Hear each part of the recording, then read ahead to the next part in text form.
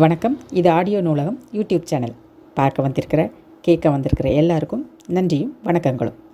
இந்த கதையும் என்னோட குரலும் பிடிச்சிருந்தா கீழே இருக்கிற சப்ஸ்கிரைப் பட்டனை உடனே தட்டிடுங்க. அப்படியே பெல் பட்டனையும். அப்போ தான் நான் போடுற வீடியோக்கள் உங்கள் யூடியூப் சேனலில் உடனுக்குடன் நோட்டிஃபிகேஷனில் வந்து உங்களுக்கு காட்டும். மறக்காமல் லைக் பட்டனையும் ஒரு தட்டிடுங்க. அப்போ தான் அதிகமான கதைகளை என்னால் போட முடியும். மௌனம் பேசிடும் பாஷைகள் புரிந்திடுமோ என்ற இந்த கதையின் 2ஆம் பாகத்தை இப்பொழுது நாம் கேட்கலாம். கதைக்குள் போகலாமா? அத்தியாயம் 8. மேற்கண்ட சம்பவம் நடந்து 4 நாட்கள் கழித்து ஒரு நாள் பள்ளியிலிருந்து வீடு திரும்பிய லக்ஷ்மி மறுபடியும் வெளியில் விளையாட போய்விட்டாள். இருட்டி ரொம்ப நேரம் ஆன பிறகும் வீடு திரும்பவில்லை. ராஜேஸ்வரி அக்கம்பக்கத்து வீட்டுக்காரர்களை லக்ஷ்மி இருக்கிறாளா என்று கேட்டுக்கொண்டிருக்கும் பொழுது எதிரே இருந்த வீட்டிலிருந்து லக்ஷ்மி வெளியே வந்தாள்.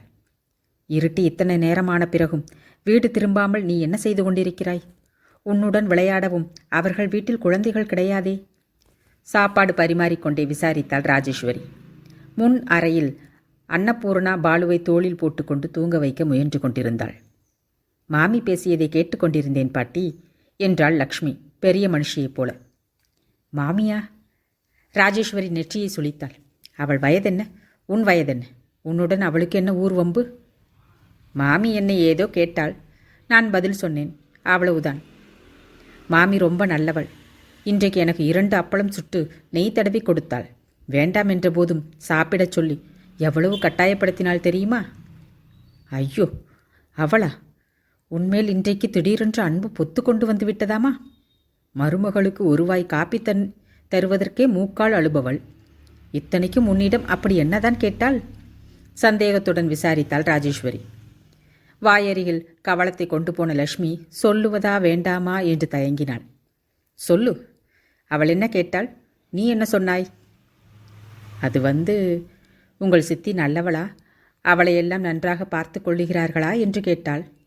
அப்புறம் இன்னும் சொல்லு, என்ன கேட்டாள்? உங்கள் பாட்டியும் சித்தியும் சண்டை போட்டுப்பாங்களா? உங்கள் அப்பா சித்தியுடன் பேசுவாரா என்று கேட்டாள். நீ என்ன சொன்னாய்? எங்கள் சித்தி ஊமை, பேச வந்தால் தானே சண்டை போட முடியும் என்றேன். அப்பா சித்தியின் முகத்தை கூட ஏறிட்டு பார்க்காதவர் என்றேன்.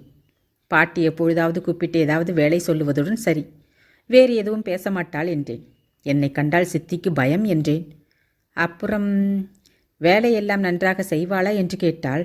ஓ, பாத்திரம் தேய்க்கச் சொன்னால் பரபரவென்று தேய்த்து விடுவாள். வீட்டை பெருக்கச் சொன்னால் மளமெளவென்று பெருக்குவாள் என்று சொன்னேன்.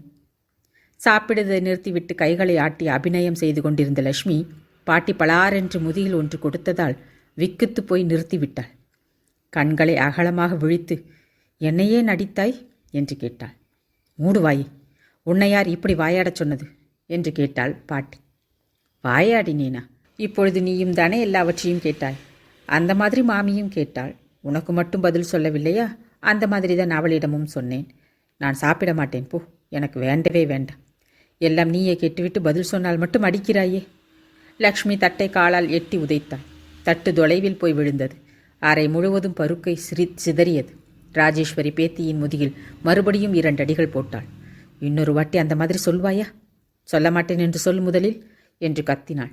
முன் அறையிலிருந்து அன்னபூர்ணா பாலுவை சட்டென்று படுக்கையில் படுக்க வைத்துவிட்டு ஓட்டமாய் ஓடி வந்து லக்ஷ்மியை தன்னிடம் இழுத்து கொண்டாள். என்றும் இல்லாமல் இன்று பாட்டி ஆவேசத்துடன் நடந்து கொண்டதை பார்த்து லக்ஷ்மி பயந்து போய் தற்காலிகமாக அன்னபூர்ணாவின் புடவை தலைப்பில் முகத்தை புதைத்து கொண்டாள். படவா, இன்னொரு முறை இதுபோல வாயாடினால் முதுகுத்தோலை உரித்து விடுவேன், ஜாக்கிரதை. நீயும் உன் சகவாசமும். அன்னபூர்ணா மாமியாரை கண்ணாலேயே ஜாடை காட்டி சமாதானப்படுத்திவிட்டு லக்ஷ்மியை வெளியே அழைத்து வந்தாள். லக்ஷ்மி ரொம்ப நேரம் அழுது கொண்டிருந்து விட்டு தூங்கிவிட்டாள். சமையலறை வாசலில் சரிந்து உட்கார்ந்து விட்ட ராஜேஸ்வரி துக்கம் தொண்டையை அடைக்க கண்களை உற்றிக்கொண்டே கம்மிவிட்ட குரலில் தனக்குத்தானே பேசிக்கொள்வது போல சொன்னாள். நான் முதலிலேயே நினைத்தேன், நீ வருவதற்கு முன்னாடியே இந்த பேட்டையை விட்டு மாறிவிட்டால் நன்றாக இருக்குமே என்று. இங்கே எல்லோரும் தெரிந்தவர்கள். ஏதோ ஒரு வார்த்தை சொல்லாமல் இருக்க மாட்டார்கள். எதிராளியை கண்டு எள்ளி நகையாடுவதை விட சுவாரஸ்யம் வேறு இல்லை உலகத்தாருக்கு. ஆனால் என்ன செய்வது? இத்தனை வசதியான வீடு இவ்வளவு குறைந்த வாடகைக்கு வேறு எங்கே கிடைக்கும்? இதைவிட வாடகை அதிகமாக தருவதற்கு சக்தியும் இல்லை. இந்த வீட்டிற்கு கடைத்தெரு ரொம்ப அருகில் இருக்கிறது. வீட்டுக்காரரும் இங்கே இல்லை. வாடகை தருவதற்கு 4-5 நாட்கள் தாமதமானாலும் ஒன்றும் சொல்ல மாட்டார்கள். இந்த வசதிகளை பார்த்தேனே தவிர. பின்னாலிருந்து வந்த மருமகள் அவள் கையின் மீது கையை வைத்ததால் நிமிர்ந்து பார்த்தாள். அன்னபூர்ணாவின் கண்களில் மாமியாரின் வருத்தத்தை பகிர்ந்து கொண்டாற் போல இரக்கமானது நிரம்பி வழிந்தது. இடது கரத்தால் மார்பின் மீது வைத்துக்கொண்டு நான் என்பது போல ஜாடை காட்டி வலது கரத்தை காற்றில் அசைத்தாள். இதற்கு என்ன அர்த்தம்? நான் அந்த மாதிரி மனுஷி இல்லை என்று அர்த்தமா? அல்லது அந்த மாதிரி வார்த்தைகளை பொருட்படுத்துபவள் இல்லை, நீங்கள் வருத்தப்பட வேண்டாம் என்றா? மொத்தத்தில் அதுபோன்ற அர்த்தங்கள்தான் அந்த கண்களில் தென்பட்டன. ராஜேஸ்வரி மருமகளின் கையை பிடித்துக்கொண்டு வேண்டுகோள் விடுப்பது போல சொன்னாள். எனக்கு தெரியும் பூரணா, உன் உள்ளம் பால் போன்றது. ஆனால் ஒரு குடம் பாலுக்கு ஒரு துளி விஷம் போதும் தெரிந்து பாஷணமாகவதற்கு. அன்னபூர்ணா மறுபடியும் அதே போல சமிஞ்சை செய்தாள். அம்மா, வாசற்கதவு தட்டப்பட்ட சத்தம் கேட்டு இருவரும் திடுக்கிட்டு நிமிர்ந்தார்கள். அவன் வந்துவிட்டான் போலிருக்கிறது. ராஜேஸ்வரி கண்களை துடைத்து கொண்டு கதவை திறக்கப் போனாள். அன்னபூர்ணா மளமளவென்று சமையலறைக்குள் சென்றாள். லக்ஷ்மி விட்டெறிந்த தட்டை எடுத்து அந்த இடத்தை சுத்தம் செய்வதில் முனைந்தாள். என்னம்மா, என்ன நடந்தது? ஏன் ஒரு மாதிரியாக இருக்கிறாய்? உள்ளே அடி எடுத்து வைத்துக்கொண்டே ஒரு மாதிரியாக தென்பட்ட தாயை பார்த்து அவசரமாக கேட்டான். ஒன்றுமில்லையப்பா, சும்மா உட்கார்ந்திருந்தாள். பழைய நினைவுகள் ஏதாவது வந்துவிடுகின்றன. ஆனந்தின் முகம் இறுகிவிட்டது. பழைய நினைவுகளா என்றான். ராஜேஸ்வரி உள்ளே போய்விட்டாள். அறைக்குள் நுழைந்த ஆனந்த் பூட்ஸை கலற்றிக்கொண்டே அம்மா என்று அழைத்தான். என்னப்பா? இப்படி வாம்மா. ராஜேஸ்வரி மகனை நெருங்கினாள். காலிலிருந்து சாக்ஸை கலற்றிக்கொண்டே தலையை உயர்த்தாமலேயே சொன்னான். அம்மா, பழைய விஷயங்களை எதையும் அன்னபூர்ணாவின் முன்னால் எடுக்காதே. நடந்தது என்னவோ நடந்துவிட்டது. அது என் ஒருத்தனுக்கு மட்டுமே சம்பந்தப்பட்டது. என் கடந்த கால வாழ்க்கையை பற்றி மற்றொருவர் தெரிந்து கொள்ளுவதோ பகிர்ந்து கொள்ளுவதோ என்னால் சகித்து கொள்ள இயலாது. முன்னறைக்கு வந்து கொண்டிருந்த அன்னபூர்ணாவின் செவிகளில் இந்த வார்த்தைகள் விழுந்தன. சுருக்கென்று தைத்தாற் போல நின்றுவிட்டாள். அவனுக்காக எல்லாவற்றையும் செய்ய வேண்டும். அவன் குழந்தைகளை சொந்த குழந்தைகளாக நினைத்து பராமரிக்க வேண்டும். அவன் குடும்பத்தை தன் குடும்பமாக பாவித்து எல்லா பொறுப்புகளையும் இழுத்து போட்டுக்கொள்ள வேண்டும். ஆனால் அவன் கடந்த காலத்தை பற்றி தான் ஒன்றும் தெரிந்து கொள்ளக்கூடாது. அந்த உரிமை எனக்கு இல்லை. அன்னபூர்ணாவுக்கு புதிய விஷயம் ஏதோ புரிந்தாற்போல் இருந்தது. அத்தியாயம் 9. காலையில் 10 மணிக்கு சாப்பிட்டு முடித்துவிட்டு புறப்பட்ட ராஜேஸ்வரி மதியம் 3 மணியளவில் உஸ் உஸ் என்று பெருமூச்சு விட்டுக்கொண்டே வாசலிலிருந்தே மருமகளை கூப்பிட்டாள். அன்னபூர்ணா, அலைந்து என் கால்கள் தேய்ந்து விட்டன. ஆனால் ஒருவருமே கிடைக்கவில்லை. என்ன வேலைக்காரிகளும் வானத்தில் தாரகையை கூட எட்டி பிடித்து விடலாம் போலிருக்கிறது. எல்லோரையும் கேட்டு கேட்டு வாய் வலித்ததுதான் மிச்சம். ஓரிருவர் கிடைக்காமல் இல்லை. ஆனால் அவர்கள் மணிக்கணக்குப்படிதான் வேலை செய்வார்களாம். ஒருவேளை சாப்பாடு போட்டு 300 ரூபாய் தர வேண்டுமாம். போயிட்டு வாமா என்று சொல்லிவிட்டு ஒரு கும்பிடு போட்டுவிட்டு வந்து சேர்ந்தேன். இவர்கள் இந்த மாதிரி செய்தால் நம்மை போன்றவர்கள் என்னதான் செய்ய முடியும் என்றாள். அந்த வீட்டில் வேலைக்காரி நின்று 10 நாட்களுக்கு மேலாகிறது. முதுகு வலியுடன் முழங்கால் வலியும் சேர்ந்து கொண்டதால் ராஜேஸ்வரியால் முன்னைப் போல வீட்டு வேலைகளை செய்ய முடியவில்லை. வீட்டு வேலைகள் முழுவதும் அன்னபூர்ணாவின் மீதே விழுந்தன. காலையில் 5 மணிக்கு எழுந்தது முதல் இரவு 10 மணி வரையிலும் பம்பரமாக சுழன்று காரியங்களை செய்யும் அன்னபூர்ணாவை பார்க்கும் பொழுது ராஜேஸ்வரிக்கு கஷ்டமாக இருந்தது. அக்கம்பக்கத்தார் என்ன நினைப்பார்களோ என்ற அச்சமும் மேலோங்கியது. சமையலறை வாசலில் உட்கார்ந்திருந்த மாமியாருக்கு காஃபியை கொண்டு வந்து கொடுத்தாள் அன்னபூர்ணா. இன்று அன்னபூர்ணாவின் மனநிலை சரியாக இல்லை. வழக்கம் போல ஆனந்த் இன்றும் மதியம் சாப்பிடுவதற்காக வீட்டிற்கு வந்தான். தினமும் அவனுக்கு தாய்தான் அருகிலிருந்து பரிமாறுவாள். 1 மணி ஆனவுடன் அன்னபூர்ணா ராஜேஸ்வரியின் வருகைக்காக காத்து கொண்டிருந்தாள். ராஜேஸ்வரி எங்கே யாருடன் பேச்சில் ஆழ்ந்து விட்டாலோ தெரியவில்லை. பகல் சாப்பாட்டு நேரம் அறவே மறந்து விட்டாள் போலும். அன்னபூர்ணா ஆனந்த் சாப்பிடுவதற்காக சமையல் அறையில் எல்லாவற்றையும் தயாராக எடுத்து வைத்துவிட்டு வெளியே வந்தாள். ஆனந்த் வந்தவுடன் கைகால்கள் அலம்பிக் கொண்டு வந்து, அம்மா எங்கே என்று அன்னபூர்ணாவிடம் நேரடியாக கேட்டான். வேலைக்காரியை பற்றி விசாரிப்பதற்காக பக்கத்து வீட்டுக்கு போயிருக்கிறாள் என்று சொல்ல வேண்டும் போல் இருந்தது அன்னபூர்ணாவுக்கு. வாய் பேச முடியாத இயலாமை. ஒரு கால் வலுக்கட்டாயமாக ஏதாவது பேச முயற்சி செய்தாலும் அந்த குரல் விகாரமாகத்தான் ஒலிக்கும். அதைவிட மௌனமாக இருந்து விடுவதே உத்தமம். அவன் மறுபடியும் கேட்கவில்லை. அன்று ஆனந்த் சரியாக சாப்பிடவில்லை. அறையும் குறையுமாக சாப்பிட்டு விட்டு போய்விட்டான். அன்னபூர்ணாவுக்கு துக்கம் பொங்கி வந்தது. கடவுள் தன்னை ஊமையாக ஏன் படைத்தார்? ஒரு கால் படைத்தாலும் லட்சணமாக திருமணமாகும் பாக்கியத்தை தந்து இது போன்ற அழகான கணவனை எதற்காக அளித்தார்? இதற்கு முன்னால் என்றுமே தோன்றியிராதபடி தன் இயலாமைக்கு 1000 மடங்கு வருத்தப்பட்டு கொண்டாள். இப்பொழுது அப்படித்தான். மதியம் நடந்ததையெல்லாம் மாமியாரிடம் தெரிவித்துவிட்டு அவர் சரியாக சாப்பிடாமலேயே சென்று விட்டார். இனிமேல் ஒரு நாளும் அவர் சாப்பிடும் நேரத்தில் நீங்கள் வெளியே போய்விடாதீர்கள் என்று சொல்ல வேண்டும் போல இருந்தது. ஆனால் சொல்ல முடியவில்லை. அன்னபூர்ணாவுக்கு ஏதோ கொஞ்சம் சுமாராக எழுத வரும். ஆனால் வேகமாக எழுத வராது. அதுவும் தனிமையில் ஒரு மூலையில் போய் உட்கார்ந்தால் தவிர கைப்படியாது. நேற்று கூட அது போலவே தான் நடந்தது. பால்காரன் பால் கணக்கு விஷயத்தில் தகராறு செய்தான். அதிகப்படி பால் ஊற்றவில்லை என்றாள் ராஜேஸ்வரி. ஊற்றினேன் என்றான் அவன். இருவருக்கும் நடுவில் தகராறு ஏற்பட்டது. அன்னபூர்ணா உள்ளே போய் தான் குறித்து வைத்திருந்த காகிதத்தை எடுத்து வந்தாள். எந்தெந்த நாட்களில் அதிகமாக பால் வாங்கினாலோ அந்த தேதிகளுக்கு எதிரே பெருக்கல் குறி போட்டிருந்தாள். பால்காரன் சொன்ன கணக்கு சரியாக இருந்தது. ராஜேஸ்வரி திருப்தி அடைந்து பணத்தை கொடுத்துவிட்டு, ஒன்றும் நினைத்து கொள்ளாதே தம்பி, ஏதோ பெரியவள் சொல்லிவிட்டேன். இனிமேல் என் மருமகளை இதையெல்லாம் பார்த்து கொள்வாள். எனக்கு கவலை விட்டது என்றாள். வீட்டிற்காக செலவழிக்கும் ஒவ்வொரு சின்ன செலவையும் தெளிவாக எழுதும் பொறுமை அன்னபூர்ணாவுக்கு இருந்தது. செலவு செய்யும் பொழுதும் அன்னபூர்ணாவுக்கு இருந்த விதரணத்தைக் கண்டு ராஜேஸ்வரி சந்தோஷப்பட்டாள். வீட்டு செலவுகளுக்கு மாதம் இவ்வளவு என்று கச்சிதமாக தரும் பழக்கம் ஆனந்துக்கு இல்லை. கையுக்கு பணம் வந்தபோது சுமார் இத்தனை என்று தந்து விடுவான். ராஜேஸ்வரி 50 100 வைத்துக்கொண்டு மீதியை அன்னபூர்ணாவிடம் தந்து விடுவாள்.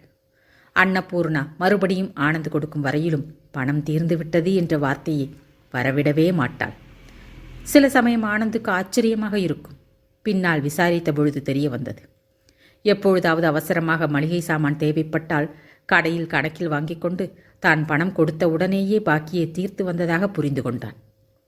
எந்த சமயத்தில் என்ன வாங்கினோமோ, எவ்வளவு பணம் திருப்பி கொடுக்கப்பட்டது என்று அன்னபூர்ணாவுக்கு மனப்பாடம். வேலைக்காரி கிடைக்கவில்லை. தேவையில்லை என்று அன்னபூர்ணா சொல்லிவிட்டாள்.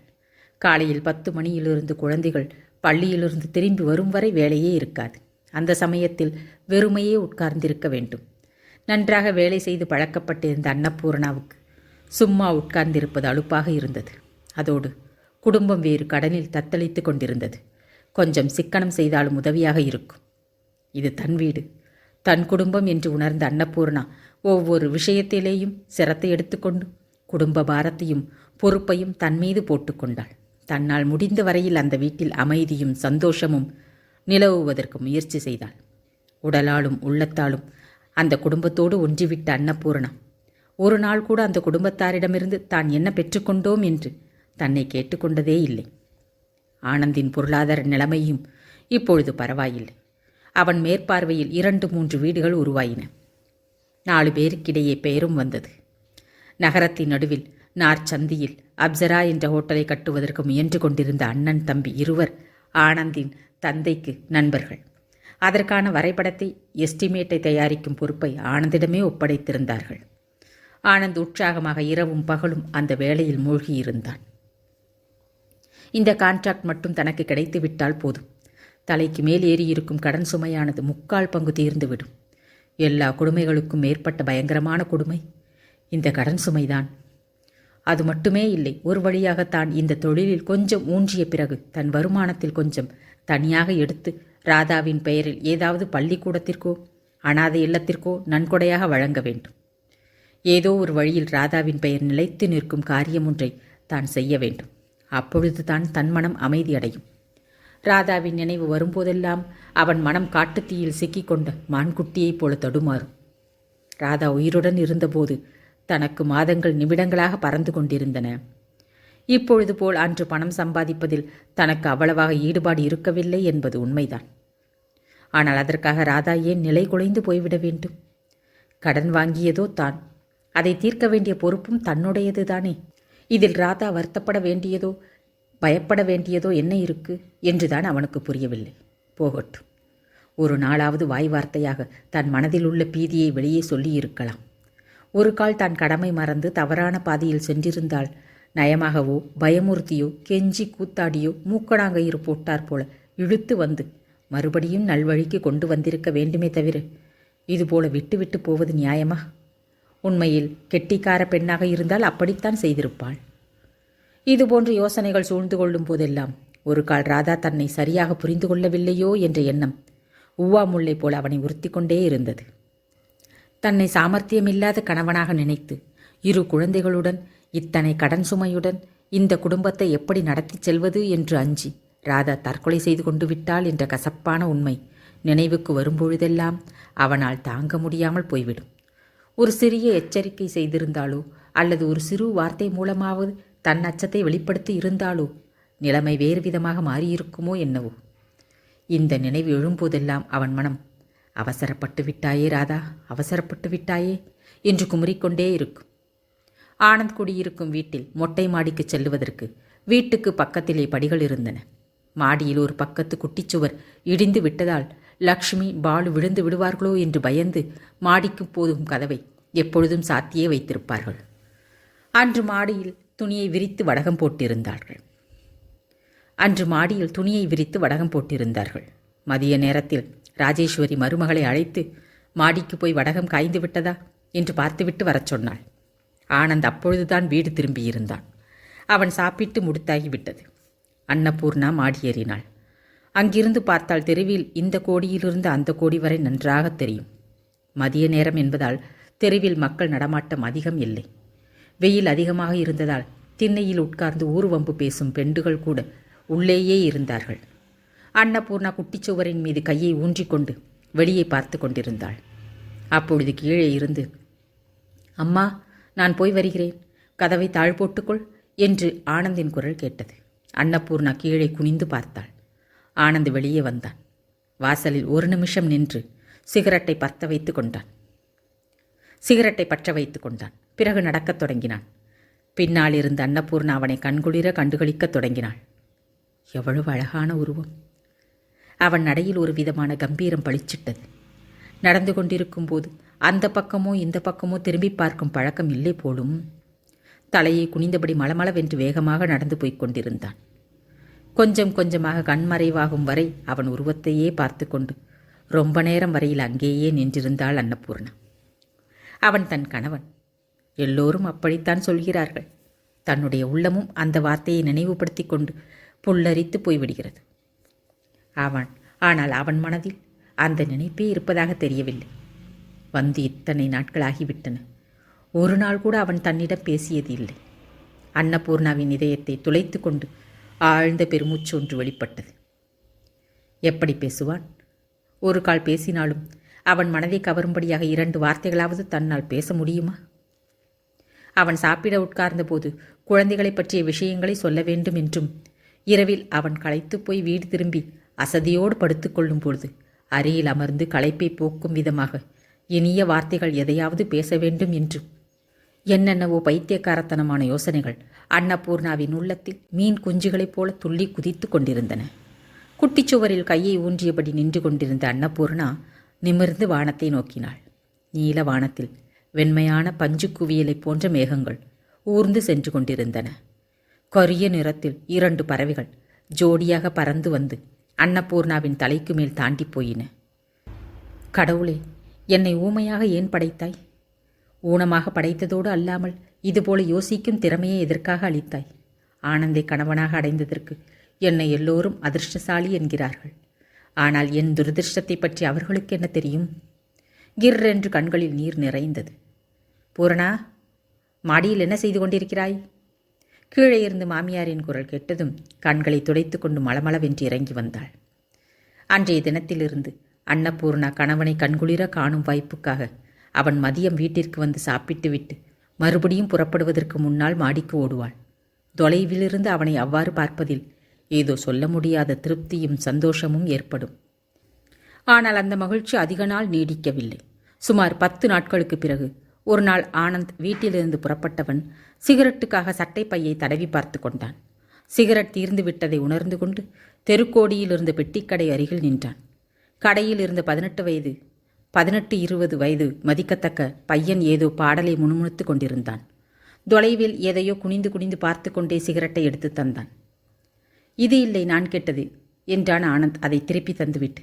ஓ அப்படியா என்று அந்த பெட்டியை வாங்கி கொண்டு ஆனந்த் கேட்ட பிராண்டை தந்துவிட்டு மறுபடியும் குனிந்து பார்த்தான். சில்லறையை கம்மியாக கொடுத்திருக்கிறாய் என்றான் ஆனந்த் மறுபடியும். இந்த முறை அவன் அழுத்து கொண்டே மறுபடியும் கணக்கு பார்க்க பொறுமையின்றி எவ்வளவு சார் என்றான். ஆனந்த் சொன்னதை கல்லாப்பட்டியிலிருந்து எடுத்து தந்து விட்டான். அவன் கவனம் இங்கே இருக்கவில்லை. ஆனந்த் மறுபடியும் கணக்கு பார்த்தபோது தான் தவறாக எண்ணிவிட்டதையும் அவன் சரியாகவே சில்லறை தந்திருந்ததையும் உணர்ந்து கொண்டான். நீ சரியாகத்தான் கொடுத்திருக்கிறாய், நான் தான் தவறாக கணக்கு போட்டேன், இந்த எடுத்துக்கொள் என்றான் ஆனந்த். இப்படி கொடுங்கள். அவன் ஆனந்தை பார்க்காமலேயே கையை நீட்டினான். அவன் மனதை கவர்ந்த காட்சி என்னவாக இருக்கும் என்று வியப்படைந்த ஆனந்த் தானும் குனிந்து அந்த திசையில் பார்த்தான். அங்கே மாடியில் அன்னபூர்ணா நின்றபடி இங்கேயே பார்த்து கொண்டிருந்தாள். ஆனந்த் திரும்பி பார்த்ததும் விருட்டென்று பின்னால் திரும்பி போய்விட்டாள். ஆனந்தின் புருவங்கள் முடிச்சிட்டன. கோபத்தால் முகம் சிவந்தது.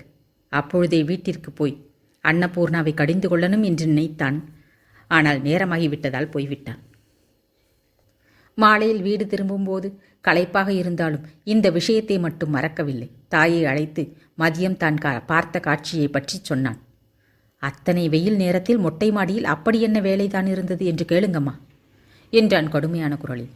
ராஜேஸ்வரி மகன் சொன்னதை கேட்டு அதிர்ச்சி அடைந்தாள். அவளுக்கு கோபம் வந்தது. மாடியில் உனக்கு என்ன வேலை?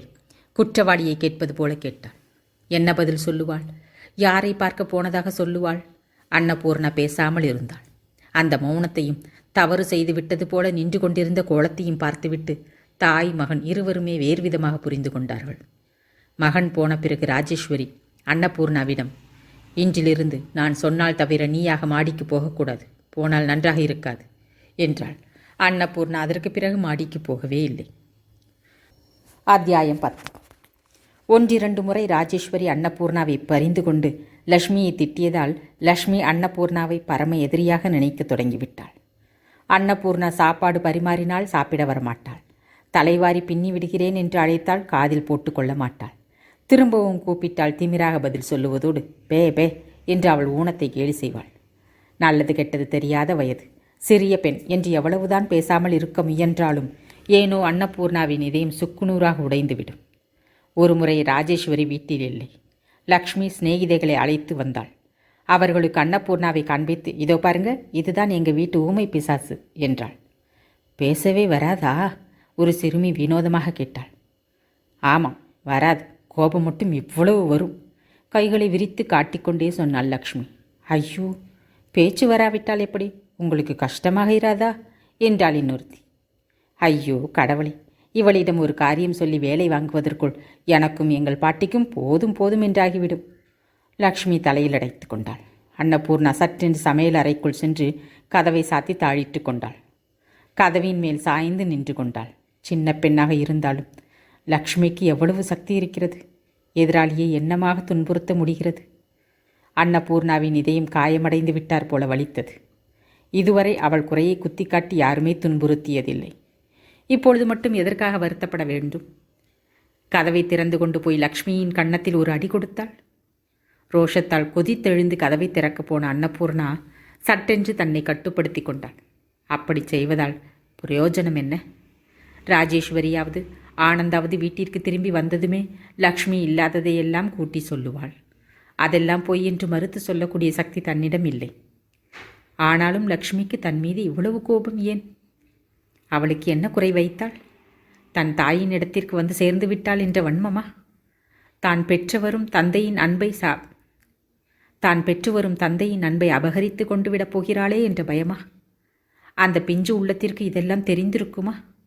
ஆனாலும் இந்த இரண்டும் தான் தனக்கு கிடைக்கவே இல்லையே. இந்த வீட்டில் தான் இருக்கிறோம் என்றால் அவர்களுக்கு தன்னுடைய தேவை இருந்தது என்பதால். ஆனந்தின் இதயத்தில் அவளுக்கு ஏது இடம்? அங்கே அவள் நுழையவே இல்லையே. இந்த விஷயத்தை யாராவது நயமாக லக்ஷ்மிக்கு எடுத்துச் சொன்னால் எவ்வளவு நன்றாக இருக்கும். தனக்கு மட்டும் பேச்சு வந்திருந்தால் இதையெல்லாம் சொல்லியிருந்திருப்பாளே. சித்தி, சித்தி! பாலு கதவை தட்டினான். அன்னபூர்ணா கதவை திறந்தாள். என்னை உள்ளே அழைத்து கொள்ள மாட்டாயா? அன்னபூர்ணா சற்றென்று அவனை உள்ளே இழுத்துக்கொண்டு கதவை சாத்தி கொண்டாள். அவன் ஒருவனுக்கு மட்டும் அவளை கண்டால் ஏனோ ரொம்ப பாசம். என்ன ஆச்சு சித்தி? குழப்பத்துடன் கேட்டான். ஒன்றுமில்லை என்பது போல தலையை அசைத்தாள். அழுகிறாயே? கண்களை துடைத்தான்.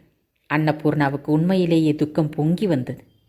எப்படியோ அடக்கி கொண்டு அவனை முத்தமிட்டு மார்போடு அணைத்து கொண்டாள். சித்தி, எனக்கு முறுக்கு தாயேன்? அலமாரியில் தென்பட்ட டப்பாவை காட்டி ஆசையாக கேட்டேன். தரேன் கண்ணா, கண்டிப்பாக தருகிறேன் என்று மனதில் எண்ணிக்கொண்டே அன்னபூர்ணா டப்பாவை அவன் கையில் கொடுத்து எடுத்துக்கொள் என்பது போல பார்த்தாள். பாலு அன்னபூர்ணாவின் கையிலிருந்து கீழே நழுவி டப்பாவை தரையில் வைக்கச் சொன்னான். அன்னபூர்ணா அதுபோலவே செய்தாள். டி லட்சுமி, இத்தனை பேர் கூடியிருக்கீங்களே வீட்டை ரெண்டுபடுத்துவதற்காகவா? சித்தி எங்கே? அப்பொழுதுதான் வீட்டுக்குள் நுழைந்து கொண்டிருந்த ராஜேஸ்வரி கேட்டாள். எனக்கு தெரியாது பாட்டி, நான் வந்து அரை மணி நேரமாகிவிட்டது. சித்தி சமையல் அறைக்குள் புகுந்து கதவை தாழ் போட்டுக்கொண்டு உள்ளே உட்கார்ந்திருக்கிறாள். நான் என்ன செய்வது? வாசற் கதவு திறந்து கிடந்தது. நாய் ஏதாவது உள்ளே புகுந்து விடுமோ என்று பயந்து இவங்களை எல்லாம் அழைத்து வந்து விளையாடி கொண்டிருக்கிறேன் என்றாள் லட்சுமி ரொம்ப பணிவாய். என் கண்ணே, என் தங்க கட்டி. ராஜேஸ்வரி பேத்தியின் கன்னத்தை எழிந்தாள். மாமியாரின் பேச்சு குரலை கேட்டதுமே அன்னபூர்ணா கதவை திறந்தாள். உள்ளே என்ன செய்து கொண்டிருக்கிறாய்? ராஜேஸ்வரி சமையல் அறைக்குள் எட்டி பார்த்தாள். பாலு தரையில் உட்கார்ந்து முறுக்கை சாப்பிட்டு கொண்டிருந்தான். ராஜேஸ்வரியின் கண்களுக்கு அந்த காட்சி வேறு விதமாக தோன்றியது. டப்பாவிலிருந்து முறுக்குகள் காணாமல் போவதற்கு துப்பு கிடைத்து விட்டதாக நினைத்தாள். உண்மையில் லட்சுமிதான் அவற்றை யாருக்கும் தெரியாமல் எடுத்து சாப்பிட்டு கொண்டிருந்தாள். ராஜேஸ்வரி கன்னத்தில் கையை வைத்தபடி, என்ன காரியம் இது பூரணா? இது உன் வீடு. உன் வீட்டிலேயே நீ திருடணுமா என்ன? இத்தனையும் சிரமப்பட்டு தயாரித்தது நீதானே? 2 முறுக்கு எடுத்து சாப்பிட்டால் தடுத்துவிடக்கூடிய மனுஷியா நான்? ராமராமா, இப்படிப்பட்ட காரியங்களை இனி ஒரு நாளும் செய்யாதே, எனக்கு பிடிக்காது என்றாள். அன்னபூர்ணா உயிரே போய்விட்டார் போல அப்படியே சிலையாக நின்று கொண்டிருந்தாள். லக்ஷ்மியின் கண்களில் குரூரமான சந்தோஷம் மின்னியது. நன்றாக வேண்டும் உனக்கு என்பது போல் அன்னபூர்ணாவை பார்த்துவிட்டு, வாங்கடி, நாம் வெளியே போய் விளையாடுவோம், எங்கள் பாட்டி வந்து விட்டாள் என்று சிநேகிதிகளை அழைத்து கொண்டு வெளியே போய்விட்டாள். மாலையில் தந்தை வந்ததுமே லக்ஷ்மி மதியம் வீட்டில் நடந்த சமாச்சாரத்தை தந்தையிடம் ஒப்பித்தாள். அப்பா, அது சித்தி திருட்டுத்தனமாக முறுக்கை எடுத்து சாப்பிட்டு கொண்டிருந்த போது பாட்டி பார்த்து திட்டினாள். ஆனந்துக்கு அன்னபூர்ணாவின் மீது கோபம் வரவில்லை, இரக்கம்தான் ஏற்பட்டது. ஆனால் அந்த இரக்கத்தை அவன் வார்த்தைகள் மூலம் வெளிப்படுத்தவில்லை. ஆனந்தும் அவனுடன் ராஜேஸ்வரியும் அன்னபூர்ணாவும் மிகவும் ஆர்வத்துடன் எதிர்பார்த்து கொண்டிருந்த ஹோட்டல் கான்ட்ராக்ட் அவனுக்கே கிடைத்துவிட்டது. முதலீடு எல்லாம் முதலாளியுடையதுதான். ஆனால் அருகில் இருந்து கொண்டு பணம் வியர்த்தம் செய்யாமல் கூடிய சீக்கிரத்தில் ஹோட்டலை கட்டித்தர வேண்டும். இரவும் பகலும் அவர்களுடனேயே இருந்து வேலை சரிவர நடக்கிறதா என்று மேற்பார்வையிட வேண்டும். மாத சம்பளமாக கணிசமான தொகையுடன் கமிஷனும் தருவதாக சொன்னார்கள். ஹோட்டலை கட்டுபவர்கள் ஆனந்தின் தந்தைக்கு சிறு வயது நண்பர்களாக இருந்ததால் இந்த வாய்ப்பு கிடைத்தது. அவர்களிடம் ஒப்பந்தத்தில் கையொப்பமிட்டுவிட்டு அட்வான்ஸ் பெற்று கொண்டதும் நேராக வீட்டுக்கு வந்த ஆனந்த் வாசலில் நுழையும் போதே அம்மா என்று பெரிதாக கத்தினான்.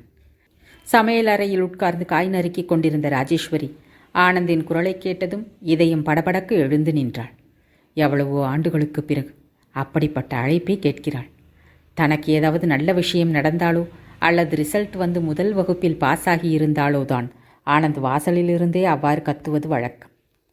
அம்மா! ஓட்டமும் நடையுமாக ஆனந்த் நேராக சமையலறைக்கே வந்துவிட்டான். அதற்குள் ராஜேஸ்வரி எழுந்து வெளியே வந்து கொண்டிருந்தாள். அம்மா, அக்ரிமெண்ட் ஆகிவிட்டது. அந்த கான்ட்ராக்ட் எனக்கே கிடைத்து விட்டது. தாயின் இரு கைகளையும் பிடித்து கொண்டு உற்சாகத்துடன் சொன்னான் அவன். ராஜேஸ்வரியின் கண்கள் குளமாகிவிட்டன. அது பணம் வரப்போகிறது என்பதற்காக இல்லை, வறுமை தீர்ந்துவிடப் போகிறது என்பதற்காகவும் இல்லை. ஆனந்துக்கு மூச்சுவிட முடியாத அளவுக்கு வேலை ஏற்பட்டுவிடும். அந்த உழைப்பில் கொஞ்சமாவது கடந்த காலத்தை மறக்க முடியும் என்ற நம்பிக்கை ஏற்பட்டதற்கு. தாயின் கைகளை விட்டுவிட்டு சுற்றிலும் தேடினான். லக்ஷ்மி, பாலு, எங்கே போயிட்டீங்க? தெருவில் விளையாடி கொண்டிருந்த லக்ஷ்மி தந்தையை பார்த்ததும் ஓடி வந்தாள். என்னப்பா என்றாள். கொள்ளையில் வாளியில் வைத்திருந்த தண்ணீரை அலைந்து விளையாடி கொண்டிருந்த பாலு ஈரச்சட்டையுடன் உள்ளே வந்தான். ஆனந்த் இருவரையும் அருகில் இழுத்து அணைத்து கொண்டான். லக்ஷ்மி, உன் ஃப்ராக்கில் மண் ஒட்டி கொண்டு அழுக்காகிவிட்டது. பாலு, நீ சட்டென்று முகத்தை அலம்பி வேறு உடை மாற்றிக்கொண்டு வந்தால் கடைத்தெருவுக்கு அழைத்து போவேன். உங்களுக்கு என்ன வேண்டுமோ வாங்கி தருவேன். பிஸ்கட், பொம்மைகள் எல்லாம் என்றவன் தாய் பக்கம் திரும்பி, அம்மா, பூர்ணாவிடம் அவர்களை சீக்கிரம் தயார் செய்ய சொல் என்று சொல்லிவிட்டு குளியலறை நோக்கி நடந்தான். கணவன் இவ்வளவு சந்தோஷமாக இருந்து என்றுமே அன்னபூர்ணா பார்த்ததில்லை. ஆனந்த் அங்கிருந்து போனதுமே பாலுவையும் லக்ஷ்மியையும் கொல்லை பக்கம் அழைத்துச் சென்றாள். ஆனந்த் கேட்டுக்கொண்டது போலவே 10 நிமிடங்களில் மளமளவென்று இருவரையும் தயார் செய்தாள். ட்ரெஸ் மாற்றி கொண்டு விட்டீர்களா? குட், வாங்க போகலாம். ஆனந்த் பாலுவை தூக்கி கொண்டான். லக்ஷ்மியின் கையை பிடித்து கொண்டு வெளியே போய்விட்டான். மாமியாரும் மருமகளும் வாசலில் நின்றபடி தந்தையும் குழந்தைகளும் கண் மறைவாகும் வரையில் பார்த்து கொண்டே இருந்தார்கள். அப்பாடா, மறுபடியும் இந்த ஜென்மத்தில் அவனை இப்படி பார்ப்பேன் என்று நினைக்கவில்லை என்றாள் ராஜேஸ்வரி கண்களை துடைத்து கொண்டே. அன்னபூர்ணாவின் கண்கள் கூட ஈரமாகி இருந்தன. சிரித்த முகத்துடன் உற்சாகமாக தென்பட்ட ஆனந்த் முற்றிலும் வேறு மனிதனாக இருந்தான். அவன் வயதும் குறைந்து விட்டார் போல தோன்றியது. பழக்கத்தை விட அழகாக, திரும்ப திரும்ப பார்க்க தூண்டும் அளவுக்கு சுந்தர புருஷனாக காட்சியளித்தான். மருமகளின் கையை பிடித்து கொண்ட ராஜேஸ்வரி கேட்டாள், பூரணா, வீட்டில் பால் கொஞ்சம் இருக்குமா? இருக்கிறது என்பது போல தலையை அசைத்தாள் அன்னபூர்ணா. வா, சமையலை சீக்கிரம் முடித்துவிடு. இன்றைக்கு என் கையாலேயே பாயசம் பண்ணி அவனுக்கு பரிமாறணும். எவ்வளவு நாளாகிவிட்டது என்றாள். இருவரும் சமையல் அறைக்குள் சென்றார்கள். இரவு 9 மணியாகிவிட்டது. அன்னபூர்ணா சமையல் அறையை துப்புரவாக பெருக்கிவிட்டு நால்வரும் சாப்பிடுவதற்கு ஏற்பாடு செய்திருந்தாள். நான் எதுக்குமா, நான் அப்புறமாக உன்னுடன் சேர்ந்து சாப்பிடுகிறேன் என்றாள் ராஜேஸ்வரி. அதெல்லாம் கூடாது, நீங்களும் உட்காரணும் என்பது போல ஜாடை காட்டினாள் அன்னபூர்ணா. வாசலில் டாக்ஸி வந்து நின்றது. அதோ வந்துவிட்டார்கள் என்றாள் ராஜேஸ்வரி. ஆனந்த் டாக்ஸிக்கு பணம் கொடுத்து கொண்டிருந்த போது லக்ஷ்மி, பாலு இருவரும் இரு கைகளிலும் தூக்க முடியாமல் பாக்கெட்டுகளை தூக்கி கொண்டு உள்ளே வந்தார்கள். இருவரின் கண்களும் சந்தோஷத்தால் மின்னிக் கொண்டிருந்தன. பாட்டி, இதோ என் ஃப்ராக்குகள். லக்ஷ்மி ராஜேஸ்வரியிடம் பாக்கெட்டுகளை தந்தாள். என் பொம்மைகள் பாலு அன்னபூர்ணாவிடம் தந்தான். அதற்குள் ஆனந்தும் வந்துவிட்டான். அவன் கைகளிலும் பாக்கெட்டுகள் இருந்தன. கீழே உட்கார்ந்து கொண்டு அவற்றை அறை முழுவதும் பரப்பினான். லக்ஷ்மிக்கும் பாலுவுக்கும் உடைகள், பொம்மைகள், எல்லோருக்கும் புது போர்வைகள், டவல்கள், ஆனந்துக்கு சட்டைகள், சாக்ஸுகள், ராஜேஸ்வரிக்கு 2 புடவைகள், இன்னும் என்னென்னவோ இருந்தன. மகன் பிரித்து கொண்டிருந்த ஒவ்வொன்றையும் பரபரப்புடன் பார்த்து கொண்டே அவற்றின் விலையை விசாரித்து கொண்டிருந்த ராஜேஸ்வரி எல்லா பாக்கெட்டுகளையும் பார்த்து முடித்ததும் சட்டென்று எல்லாவற்றையும் ஒருமுறை பார்த்துவிட்டு, அப்போ இதில் அன்னபூர்ணாவுக்காக என்ன வாங்கி வந்திருக்கிறாய் என்று கேட்டாள். ஆனந்த் முகத்தில் சிரிப்பு மாயமாகிவிட்டது.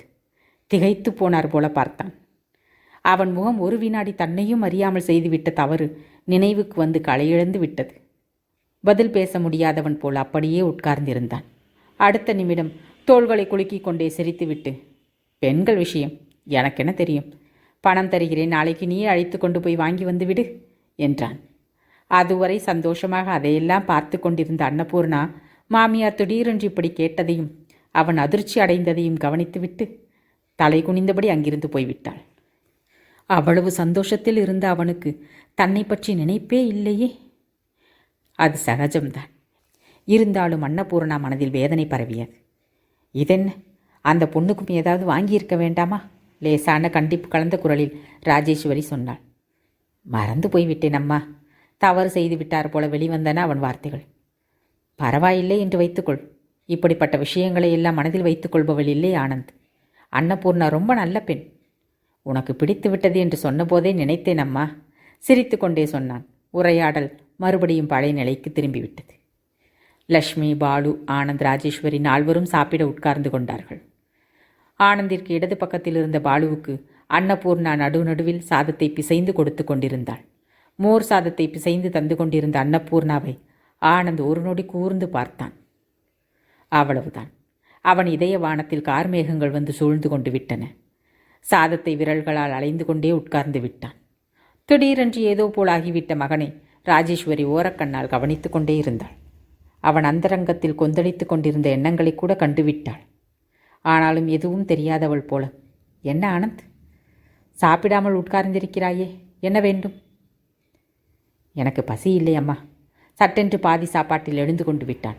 ஆனந்த், தடுப்பது போல குரல் கொடுத்தாள் ராஜேஸ்வரி. தயவு செய்து என்னை இப்பொழுது எதுவும் சொல்லாதே அம்மா, எனக்கு ரொம்ப வேதனையாக இருக்கு. கையை அலம்பிக் கொண்டு விட்டான். சமையல் அறையிலிருந்து வெளியேற போனவன் வாசலில் நின்று தனக்குள் சொல்லிக் கொள்வது போல முணுமுணுத்து கொண்டான். ராதா ஏன் அவ்வளவு அவசரப்பட்டாள் என்று எனக்கு இன்னும் புரியவே இல்லை அம்மா. ஆனந்த் போய்விட்டான். அவன் பின்னாடியே ராஜேஸ்வரியும் போனாள். எதற்கு அவசரப்பட்டாள் என்று கேட்கிறாயா? உன் வாழ்க்கையை நாசமாக்குவதற்காகத்தான். துரதிர்ஷ்டசாலி. அவள் நினைவுகள் உன்னை விட்டு போகும் வரையில் நீ சுகப்பட மாட்டாய். எங்களையும் சந்தோஷமாக இருக்க விட மாட்டாய். கடினமான குரலில் சொன்னாள் ராஜேஸ்வரி. பாரமாகிவிட்ட இதயத்துடன் வெறுமனையே பார்த்து கொண்டு நிற்பதை விட அன்னபூர்ணாவால் எதையும் செய்ய முடியவில்லை. அத்தியாயம் 11. ராஜேஸ்வரியின் நெருங்கிய தோழியான மதுரம் திருப்பதி, காளகஸ்தி, காஞ்சிபுரம் என்று க்ஷேத்ராடனத்திற்கு புறப்படவிருந்தாள். அவளுடைய மகனே கூட வந்து எல்லா இடங்களுக்கும் அழைத்து போய் காட்டப் போகிறான். நீயும் எங்களுடன் வாயேன் ராஜி. 10 நாட்கள் எல்லா இடங்களையும் நிம்மதியாக சுற்றிவிட்டு வருவோம் என்றாள் மதுரம். மதியம் பொழுது போகாமல் பேசுவதற்காக வந்த ராஜேஸ்வரியிடம். நான் வந்தால் வீடு என்னாகும்? போக வேண்டும் என்று மனம் துடித்த போதிலும் மனதை அடக்கிக் கொண்டே சொன்னாள் ராஜேஸ்வரி.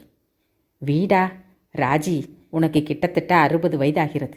மோட்சத்திற்காக கிருஷ்ணா ராமா என்று நினைக்காமல் வீடு வாசல் என்று உழன்று கொண்டிருக்கிறாயா? இந்த 10 நாட்களில் உன் குடும்பத்திற்கு எந்த ஆபத்தும் வந்துவிடாது.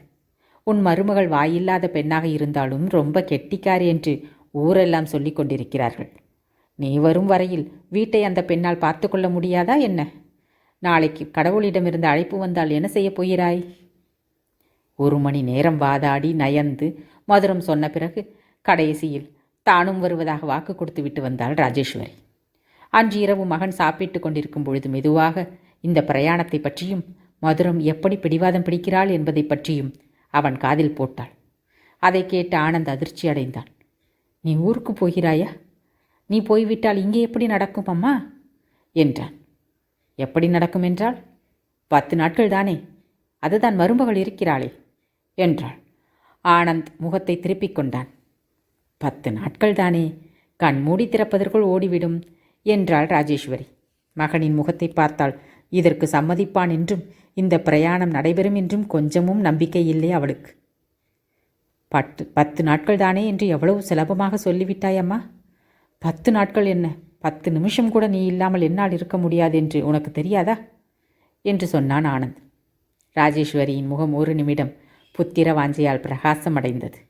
உடனே அந்த மகிழ்ச்சி மறைத்து, நாளைக்கு நான் கண்ணை மூடிவிட்டாள் என்ன செய்வாயாம்? முறுவலுடன் கேட்டாள். அம்மா, எதிர்பாராமல் முதுகில் அடி வாங்கியது போல கத்தினான் ஆனந்த். ஆனந்த், எதற்காக இந்த கத்தல்? யாராவது கேட்டால் சிரிக்க மாட்டார்களா? ஒரே மாதிரியாக கடினமான உண்மைகளை தாங்கிக் கொள்வதை விட இப்படி கொஞ்சம் கொஞ்சமாக பழக்கப்படுத்திக் கொள்வது நல்லது. இவ்வளவு பேச்சும் என்னை சம்மதிக்க வைப்பதற்காகத்தானே அம்மா. உனக்கு போகணும் என்று ஆசையாக இருந்தால் ஹோட்டல் வேலை முடிந்த பிறகு எல்லோரும் சேர்ந்து போகலாம். உன்னோடு வைத்து கொண்டால் கிளம்பினார் போலத்தான். ராஜேஸ்வரி குறுக்காக தலையசைத்தாள். அந்த உரையாடல் அத்துடன் நின்றுவிட்டது. மறுநாள் காலையில் ஆனந்த் காப்பி குடித்து கொண்டிருந்த போது ராஜேஸ்வரி மறுபடியும் பிரயாணத்தை பற்றிய பேச்சை எடுத்தாள். என்னடா, என்ன சொல்கிறாய்? எதை பற்றி கேட்கிறாய் அம்மா? அதுதான் நான் யாத்திரை போகும் விஷயம். அதை நீ இன்னும் மறக்கவில்லையா அம்மா? முறுவலுடன் கேட்டான் ஆனந்த். என்னை சின்ன குழந்தையாக நினைத்து பேசாதேடா, எனக்கு கோபம் பற்றி கொண்டு வருகிறது. உண்மையாகவே உனக்கு போகணும் என்று ஆசையாக இருக்கிறதா அம்மா? போகணும் என்று உண்மையிலேயே ஆசைப்படுகிறேன். உனக்கு அனுப்ப விருப்பமில்லை என்றால் என்னால் என்ன செய்ய முடியும்? பிராப்தம் அவ்வளவுதான் என்று நினைத்து கொண்டு சும்மா இருக்க வேண்டியதுதான். நீ அவ்வளவு தூரம் வருத்தப்பட வேண்டாம். பிரயாணத்திற்கு எவ்வளவு பணம் வேண்டுமோ சொல்லு. மதியம் மதுரத்திடம் கேட்டு சொல்கிறேன். சரிம்மா. ஞாயிற்றுக்கிழமை அந்த பிரயாணம் நிச்சயமாயிற்று. ராஜேஸ்வரி வியாழக்கிழமையிலிருந்தே மருமகளிடம் பொறுப்புகளை ஒப்படைக்க ஆரம்பித்தாள். வீட்டில் எப்படி நடந்து கொள்ள வேண்டும் என்றும் அடங்கா பிடாரியான லக்ஷ்மியை எப்படி வழிக்கு கொண்டு வர வேண்டும் என்றும் ஆனந்த் கேட்காமலேயே குறிப்பை அறிந்து அவனுடைய தேவைகளை எப்படி தீர்த்து வைப்பது என்பதை பற்றியும் அக்கம் பக்கத்தாரிடம் எவ்வாறு நடந்து கொள்வது என்றும் பாடம் சொல்லித் தருவது போல சொல்லித்தந்தாள். அன்னபூர்ணாவுக்கு மாமியாரின் பிரயாண விஷயத்தை கேட்டதும் பகீர் என்றிருந்தது. 10 நாட்கள் இந்த வீட்டில் தனியாக இருக்க வேண்டும் என்று நினைத்தாலே கவலையும் பயமும் சூழ்ந்து கொண்டன. தன்னையும் கூட அழைத்து போகும்படி கேட்க வேண்டும் போல் இருந்தது. ஆனால் அது நடக்காத காரியம் என்பதால் வலுக்கட்டாயமாக அடக்கி கொண்டாள். மறுநாள் ஞாயிற்றுக்கிழமை. சனிக்கிழமை ஆனந்த் சீக்கிரமாக வீட்டுக்கு வந்து சாப்பிட்டு விட்டு உறங்கிவிட்டான். மாமியாரும் மருமகளும் சேர்ந்து சாப்பிட்டு கொண்டிருந்தார்கள். ராஜேஸ்வரி திடீரென்று நினைவுக்கு வந்தார் போல குரலை தாழ்த்தி கொண்டு, மறந்து போய்விட்டேன் பூரணா, உன் சித்திக்கு நேற்று மணி ஆர்டர் அனுப்பினேன். அதற்கு ரசீது வரும். நம் வீட்டுக்கு வராது, மதுரம் மாமியின் வீட்டுக்கு வரும். அவளுடைய மகள் கொண்டு வந்து தருவாள்.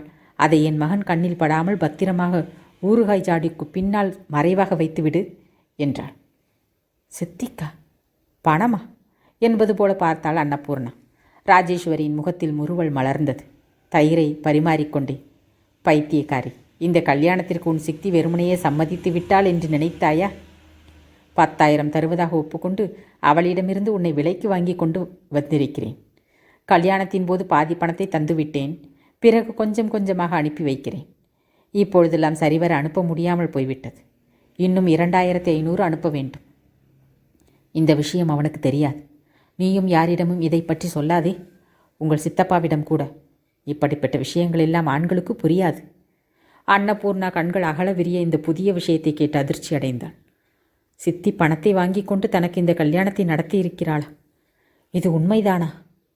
அவள் முகத்தில் அதிர்ச்சியை கண்ட ராஜேஸ்வரி இந்த விஷயத்தை விளையாட்டாக எடுத்துவிட எண்ணி, பிச்சை காசு 10,000, லட்ச ரூபாய் தந்தாலும் உன்னை போன்ற பெண் எனக்கு கிடைப்பாளா என்றாள். அதற்கு பிறகு அன்னபூர்ணாவுக்கு சாப்பாடு தொண்டையில் இறங்கவில்லை. அப்படியென்றால் மாமியார் அவ்வப்பொழுது வீட்டுச் செலவுக்காக தந்த பணத்திலிருந்து யாருக்கோ கடன் பாக்கி தர வேண்டும் என்றும், அந்த பூசை செய்ய வேண்டும், இந்த தானம் பண்ண வேண்டும் என்றும் 50 100 எடுத்துக்கொண்டு செய்த காரியம் இதுதானா? இந்த பணத்தை எல்லாம் மாமியார் என்னதான் செய்கிறாள் என்று சந்தேகப்பட்டாலும் வெளிப்படையாக கேட்க தயங்கினாள். சந்தையில் மாட்டை விற்பது போல தன்னை விற்பதற்கு சித்திக்கு என்ன உரிமை இருக்கிறது? சிறு வயதில் பெற்றவர்கள் இறந்த பிறகு புகலிடம் தேடி வந்தவளிடம் இருந்த சொற்பமோ அற்பமோ அவளே விழுங்கி ஏப்பம் விட்டாள். மேலும் செக்கு மாடு போல தன்னிடம் வேலை வாங்கி கொண்டாள். ஊராருக்கு ஊழியம் செய்ய வைத்தாள். தாயின் சொற்ப நகைகளையும் தானே எடுத்து கொண்டு விட்டாள். இப்படிப்பட்ட மனுஷியை என்னவென்று சொல்வது? அன்னபூர்ணாவின் இதயம் கோபத்தில் கொதித்தெழுந்தது. அன்றிரவு ராஜேஸ்வரி குழந்தைகள் இருவரையும் பக்கத்தில் உட்கார வைத்து கொண்டு தான் ஊருக்கு போகப் போவதாகவும், ஊரிலிருந்து திரும்பி வரும்போது கூடை நிறைய பொம்மைகளை வாங்கி வரப்போவதாகவும், தான் ஊரில் இல்லாத போது சித்தி சொன்னபடி யார் கேட்கிறார்களோ அவர்களுக்குத்தான் அந்த பொம்மைகளை தரப்போவதாகவும் ஆசை காட்டினாள். லக்ஷ்மியும் பாலுவும் நான் தான் சமர்த்து என்று வாக்குறுதி தந்தார்கள். மாமியார் ஊரில் இல்லாததால் அன்னபூர்ணா இவ்வளவு நாட்களுக்கு பிறகு சாவகாசமாக சித்தப்பாவுக்கு கடிதம் எழுத உட்கார்ந்து விட்டாள். முதலில் நல சமாச்சாரங்களை தெரியப்படுத்திவிட்டு தான் இங்கே சந்தோஷமாக இருப்பதாக சுருக்கமாக எழுதுவோம் என்று நினைத்து கொண்டு எழுத உட்கார்ந்து கொண்டாள். ஆனால் பேப்பரையும் பேனாவையும் எடுத்துக்கொண்டு அன்புள்ள சித்தப்பாவுக்கு என்று எழுதத் தொடங்கியதும் விஷயங்கள் தானாகவே புற்றிலிருந்து ஈசல் கிளம்புவது போல வெளிவரத் தொடங்கின. அவற்றில் 2 விஷயங்கள் முக்கியமாக பங்கு பெற்றன. முதலாவது, லக்ஷ்மியின் பிஞ்சு உள்ளத்தில் காரணம் இல்லாமல் தன்பால் துவேஷம் ஏற்பட்டிருப்பதாகவும் அதை போக்குவதற்கு தான் என்ன செய்ய வேண்டும் என்று தெரிவிக்கச் சொன்னாள். இரண்டாவதாக, ஆனந்தின் வாழ்க்கையில் ஏற்பட்டிருக்கும் பிரச்சனையெல்லாம் நீங்கி அவன் இதயத்தில் ஏதோ ஒரு மூலையில் தான் இடம் பிடித்து கொள்ள வேண்டும் என்ற தவிப்பு தனக்கு ஏன் ஏற்பட்டதோ தனக்கே புரியவில்லை என்பதை பற்றி எழுதினாள். கடைசியில் தன் உள்ள குமுறலை இவ்வாறு வெளிப்படுத்தியிருந்தாள். சித்தப்பா, ஒரு காலத்தில் நான் கொஞ்சமாவது அவகாசம் கிடைக்காமல் போகாது என்றும், அப்படி கிடைத்தால் அதுவே இந்த ஜென்மத்திற்கு பெரும் பாக்கியம் என்றும் நம்பி வந்தேன். அந்த நம்பிக்கை ஏனோ இப்பொழுது சிதறிப்போய்க் கொண்டிருக்கிறது. இந்த வாழ்க்கையில் எனக்கே தெரியாமல் ஏதோ குறையும் அதிருப்தியும் தென்பட்டு கொண்டிருக்கின்றன. இந்த வீட்டில் என்னை எல்லோரும் ஆதரவோடுதான் நடத்தி வருகிறார்கள் என்பதில் சந்தேகம் இல்லை. ஆனால் அந்த ஆதரவில் தம் தேவைகளை தீர்த்து வைத்து உடலால் உழைக்கும் ஒருத்தியின் பால் தென்படும் நன்றிதான் தென்படுகிறதே தவிர அன்பை பகிர்ந்து கொள்ளும் நெருக்கம் இல்லை. அவர்கள் பேசிக்கொண்டிருக்கும்போது அவர்களுக்கு சமமாக என்னால் உட்கார முடியாது. அவர்களுடன் சேர்ந்து மனம் விட்டு சிரிக்க முடியாது. அவர்களுக்கிடையே நான் வேற்று மனுஷி என்ற உணர்வு என் ஒவ்வொரு அணுவிலும் பரவிக்கொண்டே இருக்கிறது. நான் உங்களுடன் பழகும்போது கிடைத்த அந்த சுதந்திரம் எனக்கு இந்த வீட்டில் என்றாவது கிடைக்குமா? கிடைக்கவே கிடைக்காதோ என்று கூட தோன்றுகிறது. சித்தப்பா, என் கணவன் என்று நீங்கள் எல்லோரும் முத்திரை குத்தி இருக்கும் இந்த நபருக்கு கொஞ்சமாவது என்பால் அன்பு ஏற்பட வேண்டும் என்றும், நான் அவருக்கு நெருங்கியவளாக இருக்க வேண்டும் என்றும், அவருடைய எண்ணங்களில் எனக்கு பங்கு இருக்க வேண்டும் என்றும் நான் விரும்புவது தவறா? என் தகுதிக்கு மீறிய விருப்பமா இது? வெறும் புகலிடத்திற்காகவும் உணவு உடைக்காகவும் மட்டும்தான் என்றால் நான் இந்த வீட்டில்தான் இருக்க வேண்டுமா என்ன? இந்த உலகத்தில் எத்தனை வீடுகள் இல்லை? இந்த விஷயமும் எனக்கு ஆச்சரியமாக இருக்கிறது. நம் ஊரில் இருக்கும்போது நான் எத்தனையோ பேருக்காக உழைத்திருக்கிறேன். ஆனால் அவர்களில் ஒருவரிடமிருந்தும் நான் எதையுமே எதிர்பார்க்கவில்லை. சுயநலம் இல்லாமல், எதிர்பார்ப்புகள் இல்லாமல் செய்தேன். குறைந்தபட்சம் ஐயோ பாவம், நமக்காக இவ்வளவு செய்கிறாளே என்ற அனுதாபத்தை கூட எதிர்பார்க்கவில்லை. அப்படி இருந்தவள் இங்கே இவ்வளவு சுயநலக்காரியாக எப்படி மாறினேன்? எனக்கு புரியவில்லை. நான் என்ன செய்ய வேண்டும் என்று யோசனை வழங்கினால் அப்படியே செய்கிறேன். என் மாமியார் திரும்பி வந்த பிறகு என்னால் விவரமாக கடிதம் எழுத சாத்தியப்படாது. காரணம் எதுவும் இல்லை. மாமியார் ஆட்சேபனை எதுவும் சொல்ல மாட்டாள். எனக்குத்தான் வெட்கமாக இருக்கும். இந்த கடிதம் எழுதுவதற்கு எனக்கு எத்தனை மணி நேரம் பிடித்திருக்கும் என்று உங்களால் ஊகிக்க முடியும் என்று நம்புகிறேன். சித்தி எப்படி இருக்கிறாள்? குழந்தைகளுக்கு என் ஆசிகள். உங்கள் பதிலுக்காக நான் எதிர்பார்த்து கொண்டிருப்பேன் என்று மட்டும் மறந்து விடாதீங்க. இப்படிக்கு உங்களுக்கு பிரியமான பூர்ணா. சித்தப்பாவிடமிருந்து உடனே பதில் வந்துவிட்டது. மாலை 5 மணி தபாலில் கடிதமும் வந்தது. இரவுக்கான சமையல் வேளையில் மும்முரமாக இருந்த அன்னபூரணா கடிதத்தை எடுத்துக்கொண்டு சமையல் அறைக்கே போய்விட்டாள். எவ்வளவு பெரிய கடிதம் இருக்குமோ என்று பரபரப்புடன் பிரித்து பார்த்த அன்னபூரணாவுக்கு ஏமாற்றம்தான் ஏற்பட்டது. சிறிய கடிதம்தான் எழுதியிருந்தார். பூரணா, உன் கடிதம் கிடைத்தது. அதை எழுதுவதற்கு நீ எவ்வளவு சிரமப்பட்டிருப்பாயோ என்னை விட நன்றாக வேறு யாராலும் புரிந்து கொள்ள முடியும். அப்பாவியான உன் இதயத்தில் ஏற்பட்டிருக்கும் குமுறல்களை என்னால் நன்றாகவே புரிந்து கொள்ள முடிகிறது. நான் உனக்கு சொல்லும் யோசனையெல்லாம் ஒன்றுதான். மன உறுதி இருந்துவிட்டால் இந்த உலகத்தில் நம்மால் சாதிக்க முடியாதது எதுவுமே இல்லை. லக்ஷ்மி இன்னும் குழந்தைதான். அந்த குழந்தையின் உள்ளத்தில் தாயின் நினைவுகள் ஆழமாக இருந்திருக்கும். நீ அவள் தாயின் இடத்தை ஆக்கிரமித்து கொள்ள வந்திருக்கிறாய் என்ற பயத்தில் உன்னை துன்புறுத்துகிறாளாயிருக்கும். லக்ஷ்மி, உன்னை சரியாக புரிந்து கொள்ள வேண்டும் என்றாலும், உன் கணவன் உனக்கு நெருக்கமாக வர வேண்டும் என்றாலும், உன் தவிப்பும் குமுறலும் நீங்க வேண்டுமென்றாலும் எல்லாவற்றிற்கும் ஒரே வழிதான். அது நிலவு போல குளிர்ச்சியானது, அமிர்தம் போல இனிமையானது. அதுதான் அன்பு. அந்த அன்பு மூலம்தான் உன்னால் விரும்பியதை சாதிக்க முடியும். ஆனால் அதற்கு பொறுமையும் தீட்சையும் வேண்டும். இந்த இரண்டும் உள்ளவர்களுக்கு தோல்வி என்ற பேச்சிற்கே இடமில்லை. கணவன் மனதில் ஒரு இடத்தை பிடித்து கொள்ள வேண்டும் என்று நீ நினைப்பது அதிகப்படியான ஆசை ஒன்றும் இல்லை. அது உன் உரிமை. அந்த உரிமையை நீ எந்த தடங்களும் இல்லாமல் அமலாக்கிக் கொள்ளலாம். ஆனால் அதிகாரத்தால் இல்லை, அன்பால். இந்த விஷயத்தை மட்டும் மறந்து போய்விடாதே. உனக்கு சௌகரியப்பட்ட போது கடிதம் எழுது. எப்பொழுதாவது சமயம் பார்த்து கொண்டு உன் மாமியார் திரும்பி வந்த பிறகு இங்கே ஒரு முறை வந்துவிட்டு போ. பொறுப்புகளை தலைக்கு மேல் போட்டுக்கொண்டு குடும்பத்தை நிர்வகித்து கொண்டிருக்கும் இல்லாளாக மாறிவிட்ட என் சின்னஞ்சிறு மகள் பூரணா எப்படி இருக்கிறாளோ பார்க்க வேண்டும் என்ற தவிப்பாக இருக்கிறது. ஆசிகளுடன் உன் சித்தப்பா. எதிரி காஸ் அடுப்பு தகதகவென்று எரிந்து கொண்டிருந்தது. அதன் மேலிருந்த குக்கர் விசிலடிக்க தயாராக இருந்தது. அதன் வெயிட் கடகடவென்று சத்தம் போட்டு கொண்டிருந்தது. அன்னபூர்ணா அதை பற்றி நினைப்பே இல்லாதவள் போல கடிதத்தை ஒரு தடவைக்கு 2 தடவை படித்து கொண்டிருந்தாள். சித்தப்பா எழுதியிருந்த ஒவ்வொரு வார்த்தைக்கு பின்னால் இருந்த அர்த்தத்தை கவனமாக புரிந்து கொள்ள முயன்றாள். கடிதமா? எங்கே இருந்து என்று கதவுக்கு பக்கத்திலிருந்து குரல் கேட்டதும் திடுக்கிட்டு நிமிர்ந்து பார்த்தாள் அன்னபூர்ணா. எப்பொழுது வந்தானோ தெரியாது, கதவுக்கு பக்கத்தில் ஆனந்த் நின்று கொண்டிருந்தான். அன்னபூர்ணா ஒரு வினாடி திடீரென்று வானத்திலிருந்து கீழே குதித்தவள் போல கண்கள் அகல விரிய அவன் பக்கம் பார்த்தாள். எங்கிருந்து கடிதம்? ரொம்ப சாதாரணமாக கேட்டான் அவன். கீழே உட்கார்ந்து கொண்டிருந்த அன்னபூர்ணா சட்டென்று எழுந்து நின்றாள். கலவரமடைந்தவளாய் கடிதத்தை பிடித்து கொண்டிருந்த கையை பின்னால் மறைத்து கொண்டாள். அன்னபூர்ணா சாதாரணமாக நின்று கொண்டிருந்தால் ஆனந்த் தான் கேட்ட கேள்விக்கு பதிலை எதிர்பார்க்காமலேயே போய்விட்டிருப்பான். ஆனால் திடீரென்று அவளிடம் ஏற்பட்ட மாறுதலை, அவளிடம் தெளிவாக தென்பட்ட மிரட்சியை பார்த்ததும் அவனுக்கு சந்தேகம் வந்துவிட்டது. கடிதம் எங்கிருந்து வந்தது? மறுபடியும் கேட்டான். இப்படி கொடு, நான் பார்க்கிறேன். அன்னபூர்ணா கடிதத்தை தராததோடு 2 அடி பின்னால் நகர்ந்தாள். ஆனந்தின் நெற்றி சுருங்கியது. நான் பார்க்கக்கூடாதா என்றான். பார்க்கக்கூடாது என்பது போல தலையை ஆட்டினாள். ரகசியமா? ஆமாம் என்பது போல் கண்களாலேயே தெரிவித்தாள். ஆனந்த் வலிய வரவழைத்து கொண்ட முறுவலுடன், நீ என் மனைவி. என்னிடமிருந்து மறைக்கக்கூடிய ரகசியம் உனக்கு எதுவும் இருக்கக்கூடாது. அந்த விஷயம் உனக்கு தெரியுமா என்றான். அவன் வாயிலிருந்து நீ என் மனைவி என்ற வார்த்தை வெளியே வந்ததும் அன்னபூர்ணாவின் கன்னங்கள் செம்மையேறின. ஒரு முறை நிமிர்ந்து கொத்தப்போகும் பாம்பை போல் அவன் பக்கம் பார்த்தாள். இப்படி கொடு. கையை நீட்டினான். அன்னபூர்ணாவிடமிருந்து எந்த பதிலும் இல்லை. ரகசியம் என்று நீ சொன்னதால் கண்டிப்பாக நான் பார்த்தாக வேண்டும். என் வீட்டில் எனக்கு தெரியாமல் எந்த ரகசியமும் இருக்கக்கூடாது. ஆனந்த் வாசற்படியை தாண்டி உள்ளே வந்தான். அன்னபூர்ணா சட்டென்று பின்வாங்கினாள்.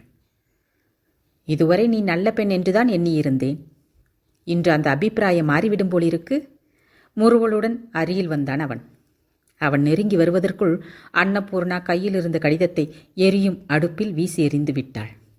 அடடா, இதென்ன காரியம்? ஆனந்த் சட்டென்று குனிந்து கடிதத்தை எடுக்கப் போனான். அன்னபூர்ணா பலமாக அவன் கையை தன் இரு கைகளாலேயும் பிடித்து கொண்டு தடுத்து விட்டாள். ஆனந்த் பார்த்து கொண்டிருக்கும் போதே அன்னபூர்ணாவின் ரகசியத்தை அக்னி பகவான் விழுங்கி தன் வயிற்றில் புதைத்து கொண்டு விட்டார். ஆனந்த் சிலையாக நின்று விட்டான். அவன் முகம் கடினமாகவும் கோபமாகவும் மாறிவிட்டது. அன்னபூர்ணா மெதுவாக அவன் கையை விட்டுவிட்டாள். ஏன் அப்படி செய்தாய்? நிதானமான குரலில் கேட்டான். அன்னபூர்ணா பதிலளிக்கவில்லை. தலை குனிந்தபடி புடவை தலைப்பின் ஓரத்தை விரலில் சுற்றி கொண்டே நின்றிருந்தாள். அந்த ரகசியம் என்னவோ இன்றிற்கு மறைத்து வைக்க முடிந்தது உன்னால். ஆனால் எப்பொழுதுமே மறைத்து வைக்க முடியாது என்று தெரிந்து கொள். இன்னொரு தடவை இப்படி செய்தாயென்றாள். ஆனந்தின் கை வேகமாக மேலே எழும்பியது. தன் கன்னத்தில் விழப்போகும் அறையிலிருந்து தப்பித்துக் கொள்ள விரும்பி அன்னபூர்ணா கண்களை இறுக மூடிக்கொண்டு ஒதுங்கிக் கொண்டாள். பக்கவாட்டில் திரும்பிய முகத்தையும் மூடிய கண்களையும் பார்த்ததுமே ஆனந்தின் கை தானாகவே கீழே தாழ்ந்து விட்டது. திடீரென்று அவனுடைய புத்தி விழித்து கொண்டு விட்டது. அடிப்பதற்கு அவன் யார்? என்ன உரிமை இருக்கிறது அவனுக்கு? அம்மாவுக்காகவும் குழந்தைகளுக்காகவும் அவள் கழுத்தில் தாலி கட்டினானே தவிர அன்னபூர்ணா வந்து இவ்வளவு மாதங்களாகிய போதிலும் ஒரு தடவை கூட மனைவி என்ற கண்ணோட்டத்தில் அவளை பார்த்ததே இல்லை. அந்த பெண்ணுக்கு ரகசியங்கள் இருந்தால் இருந்துவிட்டு போகட்டும். என்ன ரகசியம், ஏன் என்றெல்லாம் கேட்கும் உரிமையோ அதிகாரமோ அவனுக்கு இல்லவே இல்லை. இப்படிப்பட்ட எண்ணங்கள் அடுத்தடுத்து வந்ததுமே அவன் கோபம் பொங்கும் பாலில் நீர் தெளித்தார் போல தணிந்து போய்விட்டது. ஓங்கிய கையை தாழ்த்தியவன், என்னை மன்னித்துவிடு என்று முணுமுணுத்து கொண்டே விருட்டென்று திரும்பி அங்கிருந்து போய்விட்டான். அன்னபூர்ணா திகைத்து போனவளாய் பார்த்து கொண்டிருந்தாள். அத்தியாயம் 12. ஐயோ, என்ன காரியம் பண்ணியிருக்கிறாய் பாலு? இப்படியா செய்வாங்க? பருப்பில் தண்ணீரை ஊற்றிவிட்டாயே, எல்லாம் பாழாகிவிட்டதோ? சமையலறையிலிருந்து லக்ஷ்மி போட்ட கூச்சலை கேட்டுவிட்டு முன்னறையில் ஆனந்தின் பொருள்களையெல்லாம் ஒழுங்குபடுத்தி கொண்டிருந்த அன்னபூர்ணா கை வேலையை போட்டுவிட்டு சட்டென்று ஓடி வந்தாள். லக்ஷ்மி பாலுவின் கையை பிடித்து கொண்டு வெளியே தரதரவென்று இழுத்து கொண்டு வந்தவள் அவன் முதுகில் ஒரு அடி கொடுத்தாள். பெரிய மனுஷியைப் போல கண்களை உருட்டி, திருட்டு ராஸ்கல், நாளுக்கு நாள் உன் விஷமம் ஜாஸ்தியாகிக் கொண்டே இருக்கு, நீயும் உன் மூஞ்சியும் என்று கடிந்து கொண்டாள். அன்னபூர்ணா உள்ளே போனாள். அன்றைக்குத்தான் மளிகை சாமானை வாங்கி கொண்டு வந்திருந்தாள். துவரம்பருப்பில் நிறைய கற்கள் இருந்ததால் சுத்தம் செய்துவிட்டு டப்பாவில் போடலாம் என்று எண்ணி பருப்பை பெரிய பாத்திரத்தில் போட்டு ஒரு மூலையில் வைத்திருந்தாள். காலையில் சமையலை அவசரமாக முடித்து கொண்டு கடைக்கு போய்விட்டதால் ஆனந்தின் அறையை ஒழித்து வைக்க நேரமில்லாமல் போய்விட்டது. மதியம் அவன் சாப்பிட வருவதற்குள், அறையை ஒழுங்குபடுத்தி பெருக்கி குப்பையை எரிந்துவிட்டு வருவதற்குள் பாலு இந்த காரியத்தை செய்துவிட்டிருந்தான். முன்னறையில் உட்கார்ந்து வீட்டுப்பாடம் எழுதி கொண்டிருந்த லக்ஷ்மி தண்ணீர் குடிப்பதற்காக சமையல் அறைக்குள் போனபோது பாலு சொம்பில் நீர் எடுத்து பருப்பில் ஊற்றி கொண்டிருந்தான். நான் என்ன செய்துவிட்டேன்? பருப்பை அலம்பிக் கொண்டிருந்தேன், அவ்வளவுதான். லக்ஷ்மியின் கத்தலுக்கு பயந்து போய் விட்ட பாலு வாயில் விரலை போட்டுக்கொண்டு மிரண்டு போய் பார்த்து கொண்டிருந்தான். சின்ன குழந்தை, அவனுக்கு என்ன தெரியும்? அவன் இருக்கும் விஷயத்தையே மறந்து போய் பருப்பை கீழே வைத்தது என்னுடைய தவறுதான். அன்னபூர்ணா நொந்து கொண்டே தண்ணீரை எல்லாம் வடித்துவிட்டு பருப்பை முரத்தில் அள்ளினாள். மொட்டை மாடியில் தான் நன்றாக வெயில் வரும், சீக்கிரத்தில் காய்ந்துவிடும். பாலுவுக்கு கையுக்கும் எட்டாது. சித்தியின் முகபாவத்திலிருந்து தன் மீது கோபம் வந்து விட்டதாக புரிந்து கொண்ட பாலு அருகில் வந்து அன்னபூர்ணாவின் புடவை தலைப்பை பிடித்து கொண்டான். மாடிக்கு போனபோது பின்தொடர்ந்து அவனும் போனான். அன்னபூர்ணா ஓரிரு முறை புடவை தலைப்பை விடுவித்துக் கொள்ளப் போனாள். ஆனால் சாத்தியப்படவில்லை. அன்னபூர்ணாவை தொடர்ந்து மாடிக்கு போய்க் கொண்டிருந்த தம்பியை பார்த்து லட்சுமி, திருட்டு கழுதை, அப்பா வரட்டும், சொல்லாவிட்டால் பார் என்றாள். அன்னபூர்ணா சட்டென்று லட்சுமியை நோக்கி திரும்பி, அப்படி செய்யாதே என்பது போல ஜாடை காட்டினாள். லட்சுமி அலட்சியமாக பார்த்தாள். நடுவில் உன்னுடைய நாட்டாண்மை என்ன? எங்க அப்பா, எங்க பாலு, எங்க பருப்பு, என் இஷ்டம், நீ யாரும் சொல்லாதே என்பதற்கு? அடிப்பேன் என்பது போல அன்னபூர்ணா கையை ஓங்கினாள். என்னை அடிப்பாயா? ஆமாம், பளீர் பளீர் என்று இந்த கன்னத்திலும் அந்த கன்னத்திலும் நன்றாக விளாசி விடுவேன், ஜாக்கிரதை என்பது போல அபிநயம் செய்து காட்டினாள் அன்னபூர்ணா. லட்சுமி 2 கைகளையும் இடுப்பில் ஊன்றிக்கொண்டு கண்களை உருட்டி விழித்தபடி, என்னது, நீ என்னை அடிப்பாயா என்றாள்.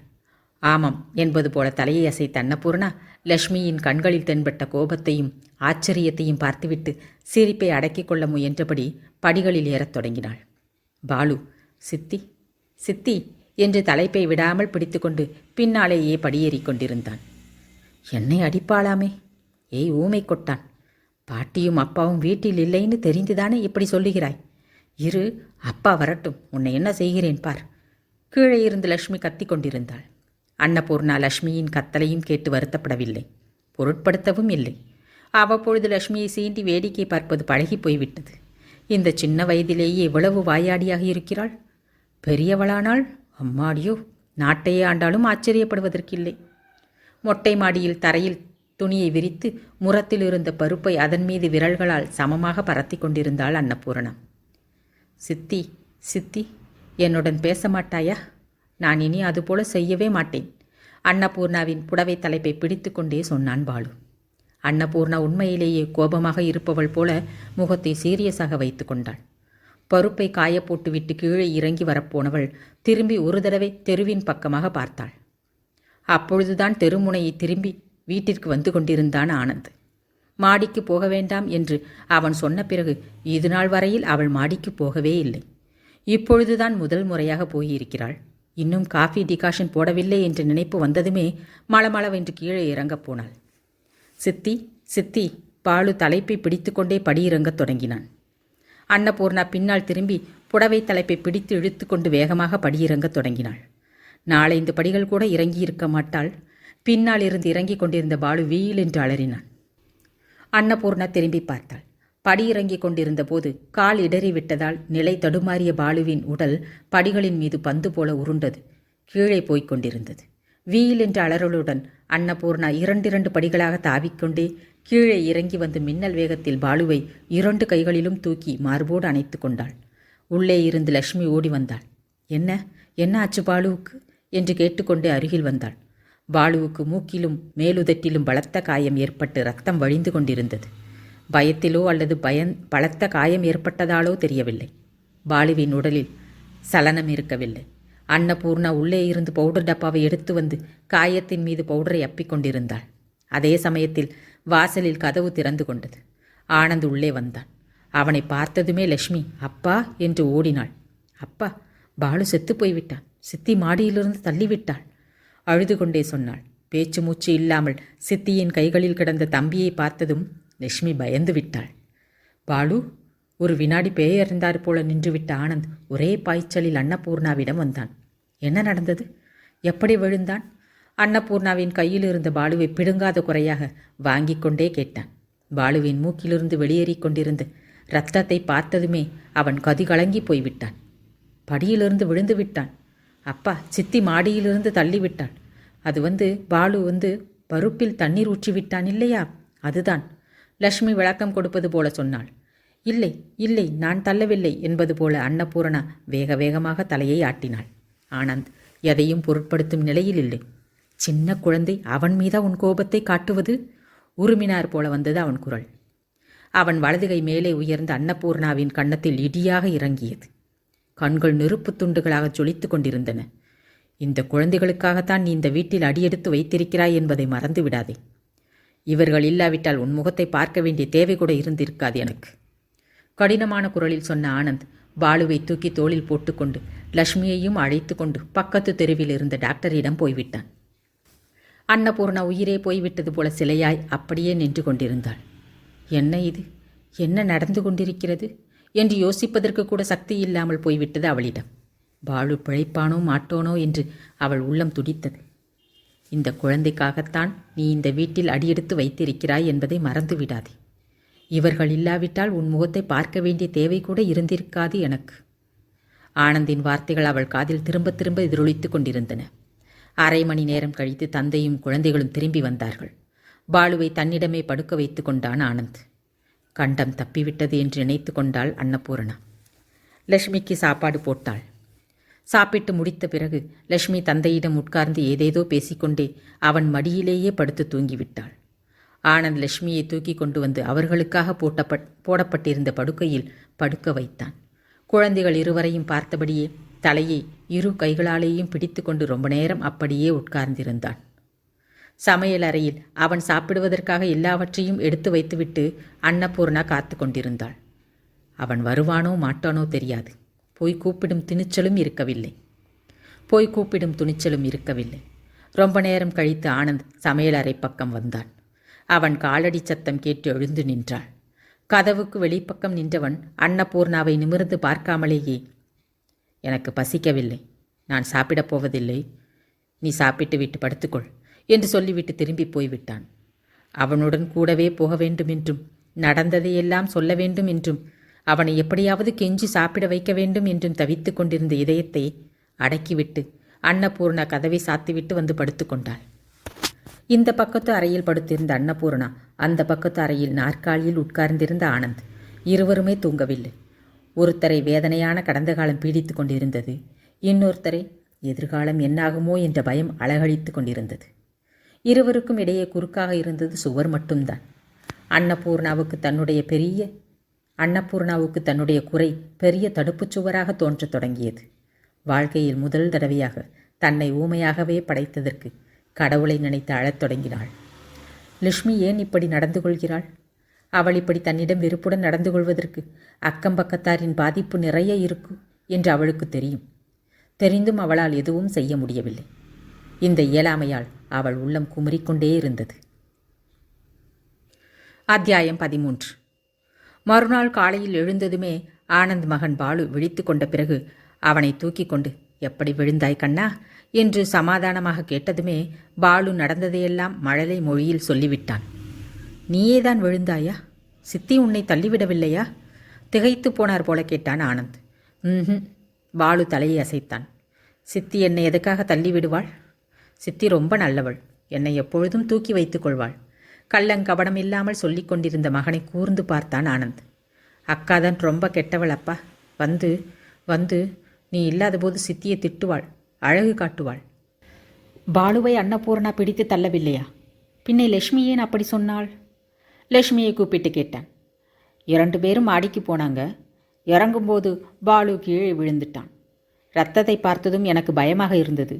சித்திதான் தள்ளியிருப்பாள் என்று நினைத்து விட்டேன். லட்சுமியின் குரலில் பயமோ தயக்கமோ கொஞ்சம் கூட இருக்கவில்லை. பாலுவுக்கு சித்தியின் மீது ஏன் தான் இவ்வளவு அன்பு என்று லட்சுமிக்கு புரியவில்லை. கொஞ்சம் கூட புத்தி இல்லை அவனுக்கு. சின்ன பையன்தானே, அம்மாவின் இடத்தை அபகரித்துக் கொள்வதற்காக வந்திருக்கிறாள் என்று தெரியவில்லை. பாவம் என்று நினைத்து கொண்டாள். ஆனந்தும் அன்னபூர்ணாவும் அன்று ஒருவரை ஒருவர் நேருக்கு நேர் சந்தித்து கொள்ளவே இல்லை. காலையில் காப்பி மட்டுமே குடித்த ஆனந்த் 10 மணிக்கு சாப்பிடாமலேயே வெளியில் போய்விட்டான். மதியமும் வீட்டிற்கு வரவில்லை. இரவு வீடு திரும்பும்போது ரொம்பவும் தாமதமாகிவிட்டது. குழந்தைகள் இருவரும் அதற்குள் தூங்கிவிட்டார்கள். அன்றைக்கு வெளியே போனதிலிருந்து மறுபடியும் வீட்டிற்கு வந்து சேரும் வரையில் அவனுக்கு ஒரு நிமிடம் கூட ஓய்வே இல்லை. ஹோட்டலை கட்டி கொண்டிருந்த முதலாளிகள் ஊரிலிருந்து வந்திருந்தார்கள். அவர்களுடன் சேர்ந்து அங்கும் இங்கும் அலையவே சரியாக இருந்தது. மாலையில் வீட்டிற்கு கிளம்ப முற்பட்ட போது அவர்கள் தம்மோடு சேர்ந்து சாப்பிடச் சொல்லி வற்புறுத்தினார்கள். தவிர்க்க முடியாமல் போய்விட்டது. அன்னபூர்ணாவை பார்த்தபோதுதான் அவனுக்கு ஞாபகம் வந்தது. ஒரு நிமிடம் வீட்டிற்கு வந்து சொல்லிவிட்டு போயிருந்தால் நன்றாக இருந்திருக்கும் என்று. உள்ளே வந்து உடைகளை மாற்றிக்கொண்டு முகம் கைகால்களை கழுவிக்கொண்டு திரும்பிய போது அன்னபூர்ணா துவாலையை எடுத்து தந்தாள். நான் சாப்பிடப் போவதில்லை, நீ சாப்பிட்டு விடு என்றான். சமையலறை பக்கம் போன அன்னபூர்ணா சரையல் என்று திரும்பி பார்த்தாள். ஒரு வினாடி இருவரின் பார்வையும் சந்தித்து கொண்டன. ஆனந்த் திடுக்கிட்டான். இரவு முழுவதும் துக்கத்தாலும் வேதனையாலும் குமுறிக்கொண்டிருந்த அன்னபூர்ணாவின் இதயம் அந்த கண்களில் தெளிவாக பிரதிபலித்தது. பூரணா, தன்னையும் அறியாமல் கூப்பிட்டான். ஏன் என்னவோ போல இருக்கிறாய்? உடம்பு சரியாக இல்லையா? அன்னபூர்ணா தலையை திருப்பிக் கொண்டு சமையலறைக்குள் போய்விட்டாள். ஆனந்த் முன்னறைக்கு வந்து உட்கார்ந்து கொண்டானே தவிர அவன் மனம் முழுவதும் கலங்கி போயிருந்தது. சோர்வால் இடுங்கிவிட்ட கண்கள், வேதனையால் குமறிக் கொண்டிருந்த முகம், இந்த இரண்டும் தான் அவன் கண்ணெதிரே திரும்ப திரும்ப வந்து மற்ற யோசனைகளையெல்லாம் விரட்டி அடித்து கொண்டிருந்தன. அன்னபூர்ணாவின் தோற்றத்தை பார்த்தால் மதியம் கூட எதுவும் சாப்பிட்டிருப்பாள் என்று தோன்றவில்லை. அவன் வெளி விவகாரங்களில் மூழ்கிப்போய் நேற்று நடந்த சம்பவத்தை பொருட்படுத்தவே இல்லை. ஏறக்குறைய மறந்தே போய்விட்டான். ஆனால் வீட்டில் இருக்கும் அன்னபூர்ணா அதற்கு 1000 அர்த்தங்களை கற்பித்து வருத்தப்பட்டு கொண்டு உட்கார்ந்திருந்தாள் போலும். ஆனந்திற்கு திடீரென்று அன்னபூர்ணாவின் மீது இரக்கம் ஏற்பட்டது. உண்மையில் அந்த பெண் இந்த வீட்டிற்கு வந்து என்ன சுகத்தை கண்டாள்? தன் மூலமாக எந்த சுகமும் இல்லை. மனரீதியாகவோ கேட்கவே வேண்டாம். பொருளாதார நிலைமையின் காரணமாக வீட்டில் வசதிகளும் குறைவு. அத்தோடு மனதில் இருப்பதை வெளியில் சொல்ல முடியாத ஊமைத்தனம் வேறு. அவன் மிகவும் இரக்கமில்லாமல் நடந்து கொண்டிருக்கிறான். ஒருத்தரின் துன்பத்தை இன்னொருத்தரின் மீது சுமத்தி அவர்களை துன்புறுத்துவது என்ன நியாயம்? அன்னபூர்ணாவின் மீது தனக்கு அன்பு இல்லாவிட்டால் போகட்டும், குறைந்தபட்சம் இரக்கத்தையாவது காட்டலாம் இல்லையா? சட்டென்று அவளை அழைத்தான். பூரணா. ஒரு நிமிடம் கழித்து கதவிற்கு அருகில் வந்து நின்றாள். கொஞ்சம் தண்ணீர் கொடு. அன்னபூர்ணா டம்ளரில் தண்ணீர் கொண்டு வந்து கொடுத்தாள். டம்ளரை வாங்கி கொண்டே, சாப்பிட்டாயா? உடனே பதில் வரவில்லை. உன்னைத்தான் கேட்கிறேன். சாப்பிட்டேன் என்பது போல தலையை அசைத்தாள். உண்மையாகத்தான் சொல்லுகிறாயா? மறுபடியும் பதில் வரவில்லை. நான் சாப்பிடாமல் எனக்கு முன்னால் சாப்பிடுவதற்கு எப்பொழுது பழக்கப்படுத்தி கொண்டாய்? அன்னபூர்ணா சரையலென்று நிமிர்ந்து பார்த்தாள். என்னிடம் பொய் சொல்லும் துணிச்சல் கூட உனக்கு இருக்கிறதா? அன்னபூர்ணா தலை குனிந்தபடி பேசாமல் இருந்தாள். போய் சாப்பிடு. உன் முகத்தை பார்த்தால் காலையில் கூட சாப்பிட்டார் போல தெரியவில்லை. அன்னபூர்ணா மௌனமாக திரும்பினாள். பூர்ணா. பின்னால் இருந்து மென்மையாக அழைத்தான்.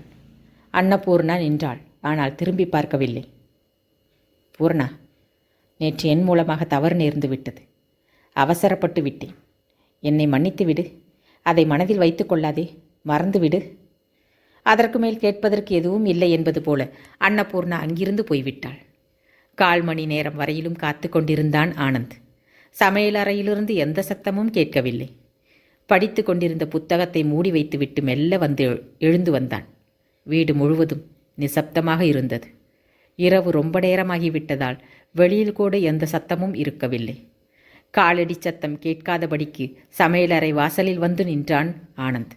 அங்கே தென்பட்ட காட்சியை பார்த்ததும் அவன் இதயம் கரைந்து விட்டது. சமையலறையில் தரையில் உட்கார்ந்திருந்தாள் அன்னபூர்ணா. முழங்கால்களுக்கிடையே முகத்தை புதைத்து 2 கைகளையும் முழங்கால்களை சுற்றி பிணைத்து தேம்பி தேம்பி அழுது கொண்டிருந்தாள். அழுகை சத்தம் வெளியே வராதபடி அடக்கிக் கொள்வதற்கு பெரும் முயற்சி செய்து கொண்டிருந்தாள். அவளுக்கு தெரியாமல் உள்ளே வந்து எதிரில் நின்றான். துக்கத்தை பகிர்ந்து கொள்வதற்கு யாருமே இல்லாவிட்டால் அந்த நிலைமை எவ்வளவு பயங்கரமாக இருக்கும் என்று அவனுக்கும் நன்றாக தெரியும். பூர்ணா. அருகில் நின்றபடி அழைத்தான். அன்னபூர்ணா சட்டென்று நிமிர்ந்தாள். சிவந்து வீங்கியிருந்த அந்த கண்களை இமைக்காமல் பார்த்தான் அவன்.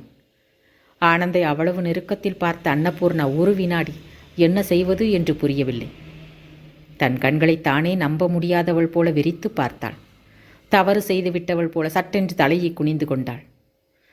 ஆனந்த் முழங்காலிட்டு அமர்ந்து கொண்டு அன்னபூர்ணாவின் தலை மீது கையை வைத்துச் சொன்னான். ஏன் அழுது கொண்டிருக்கிறாய்? தன் ஸ்பரிசம் பட்டதும் அன்னபூர்ணாவின் உடல் சிலிர்த்ததை அவன் உணராமல் இல்லை.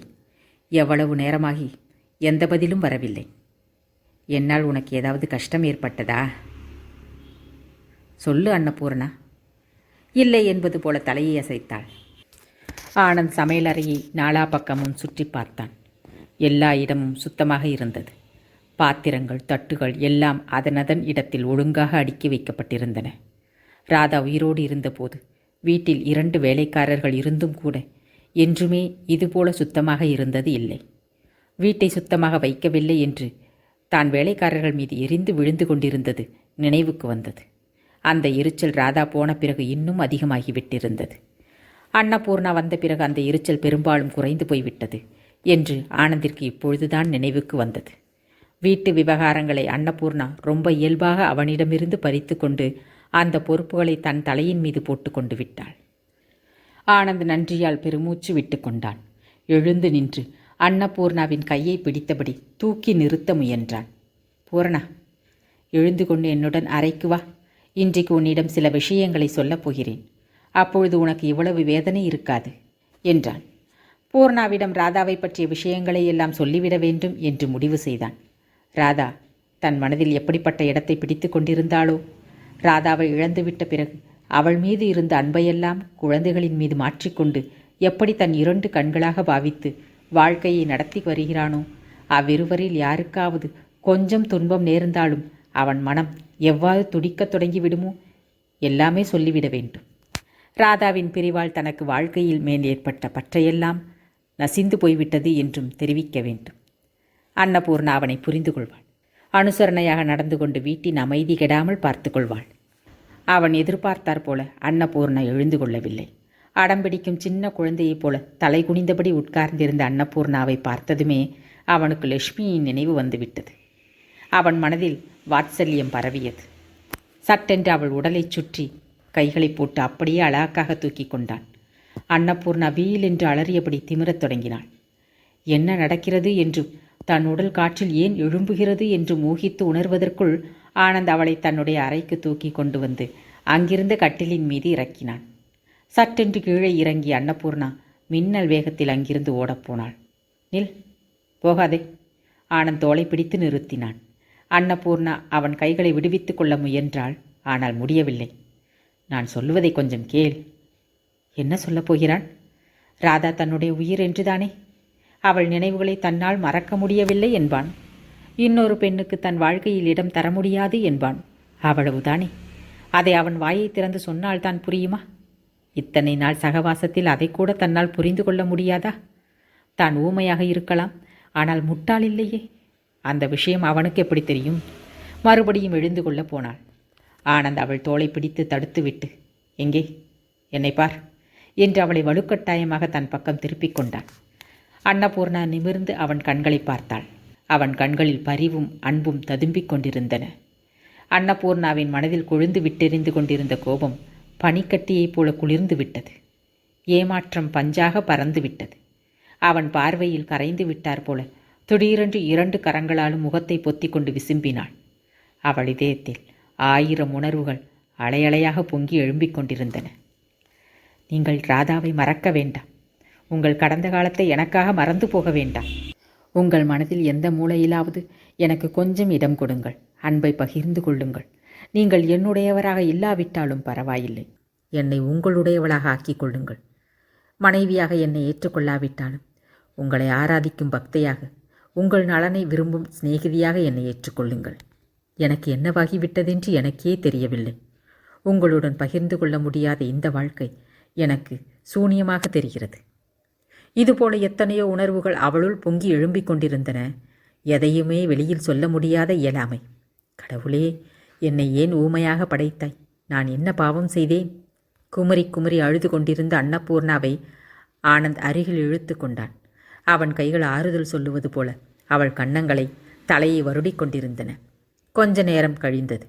3 ஆண்டுகளாக கடுமையாக பிரம்மச்சரியத்தை மேற்கொண்டிருந்த ஆனந்தின் உடலும் உள்ளமும் பெண்ணொருத்தியின் ஸ்பரிசத்தை உணர்ந்ததுமே இரத்த வாடையை கண்ட புலியைப் போல பரிதவிக்கத் தொடங்கின. ஒரு வினாடி சகலத்தையும் மறந்துவிட்டு விருப்பத்திற்கு அடிமையாகிவிட்ட ஆனந்த் அன்னபூர்ணாவை மார்போடு தழுவிக்கொண்டான். அன்று இரவு அவர்கள் இருவரும் முழுமையாக ஒன்று கலந்தார்கள். அத்தியாயம் 14. மறுநாள் அன்னபூர்ணா எழுந்து கொள்ளும் போதே தாமதமாகிவிட்டது. ஜன்னல் வழியாக வந்து விழுந்த வெளிச்சத்தை பார்த்துவிட்டு கலவரத்துடன் எழுந்து உட்கார்ந்து கொண்டாள். படுக்கையின் மீது உடைந்த கண்ணாடி வளையல் துண்டுகள் தென்பட்டன. நேற்று இரவு நடந்த சம்பவத்திற்கு சாட்சியாக வலதுகை மூலியாக காட்சி தந்தது. அவள் கன்னங்கள் செம்மையேறின. அப்படியென்றால் நேற்று இரவு நடந்ததெல்லாம் உண்மைதானா? கனவு இல்லையே. அன்னபூர்ணா சற்றென்று எழுந்து கொண்டு குளியல் அறைக்குள் நுழைந்து கொண்டாள். இன்றைக்கு அவள் தாமதமாக எழுந்து கொண்டதால் ஆனந்துக்கு காப்பி தரும் நேரம் கூட தாண்டிவிட்டது. சமையல் அறையில் பரபரவென்று வேலைகளை செய்து கொண்டிருந்த அன்னபூர்ணாவின் செவிகள் ஆனந்த் காலடி ஓசையின் ஆனந்த் காலடியின் ஓசைக்காக காத்திருந்தன. 1/2 மணி ஆயிற்று, 1 மணி ஆயிற்று. அவன் வரும் வழியை காணவில்லை. இன்னுமா எழுந்து கொள்ளவில்லை என்று சந்தேகம் வந்தது.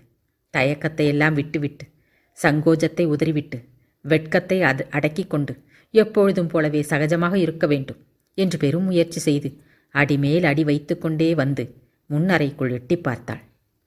படுக்கையில் ஆனந்த் இல்லை. ஹாலில் கூட இல்லை. பின்ன என்னவானான்? அன்னபூர்ணாவின் கண்கள் செருப்புகள் வைக்கும் இடத்தை தேடின. அங்கே அவன் பூட்ஸுகள் இல்லை.